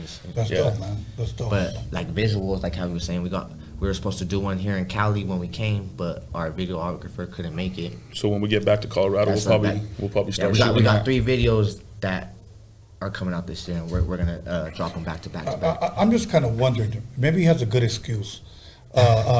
Why couldn't he make it if he knew in advance that? Some personal issues. Okay. Yeah, it was something that. Because I'm like real bad with people that are like, oh, I can't make it. Yeah, all of a sudden. Whatever. Yeah, you better come up with a real legit excuse. Yeah, but definitely wasn't the case. You know what I'm saying? He did have some things going on. Because definitely we fuck with him. You know what I mean? He fucks with us, and he did our last music video. I'm not sure if you've seen it, The Real Ones Only. And I've seen a couple of videos. I don't remember. That's a 7-minute video, and it's like a movie. Like I didn't see that one. And no one from Pueblo and Colorado in general have done a music video like that because it's legitly like a movie. It's like a story. There was a storyline. There was a storyline, and that's what we want to do with all our music videos. like, no disrespect to anybody, but like majority of music videos is just everyone standing in front of lowriders. You know what I mean? It's just having a party. You know what I mean? Yeah, it's just like a little performance. It's like they're out there performing instead, and we want something deeper, more in depth behind it. Yeah, you know, catch their attention. Yeah, So yeah. like with all our videos, we want to have a story. Especially like where we come from, like we said, like nobody's doing like what we're trying to do. You know what I'm saying? We're trying to make these moves that nobody else is doing it, and we're trying to be the first ones from where we're coming from to do it. You know? Yeah. So that's dope, man.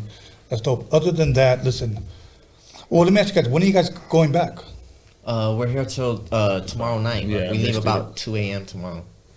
Oh wow. Well, 2 a.m. Early Friday. Friday Yeah. morning. Yeah. Friday morning. Yeah, tomorrow night, but Friday morning. Mistake on my part. I'll take that. Because he's going to Texas. He's on vacation Well, right I'm now. gonna go visit. Shout out to Steph for booking our flights. Yeah. What part of Texas? I have family out in San Angelo, Texas. So, you know, like I said, the cousin that had passed away last year, he's from out there. So, you know, just ever since that happened, the family's just trying to keep it tight. But yeah, that's where they're from, San Angelo. Okay.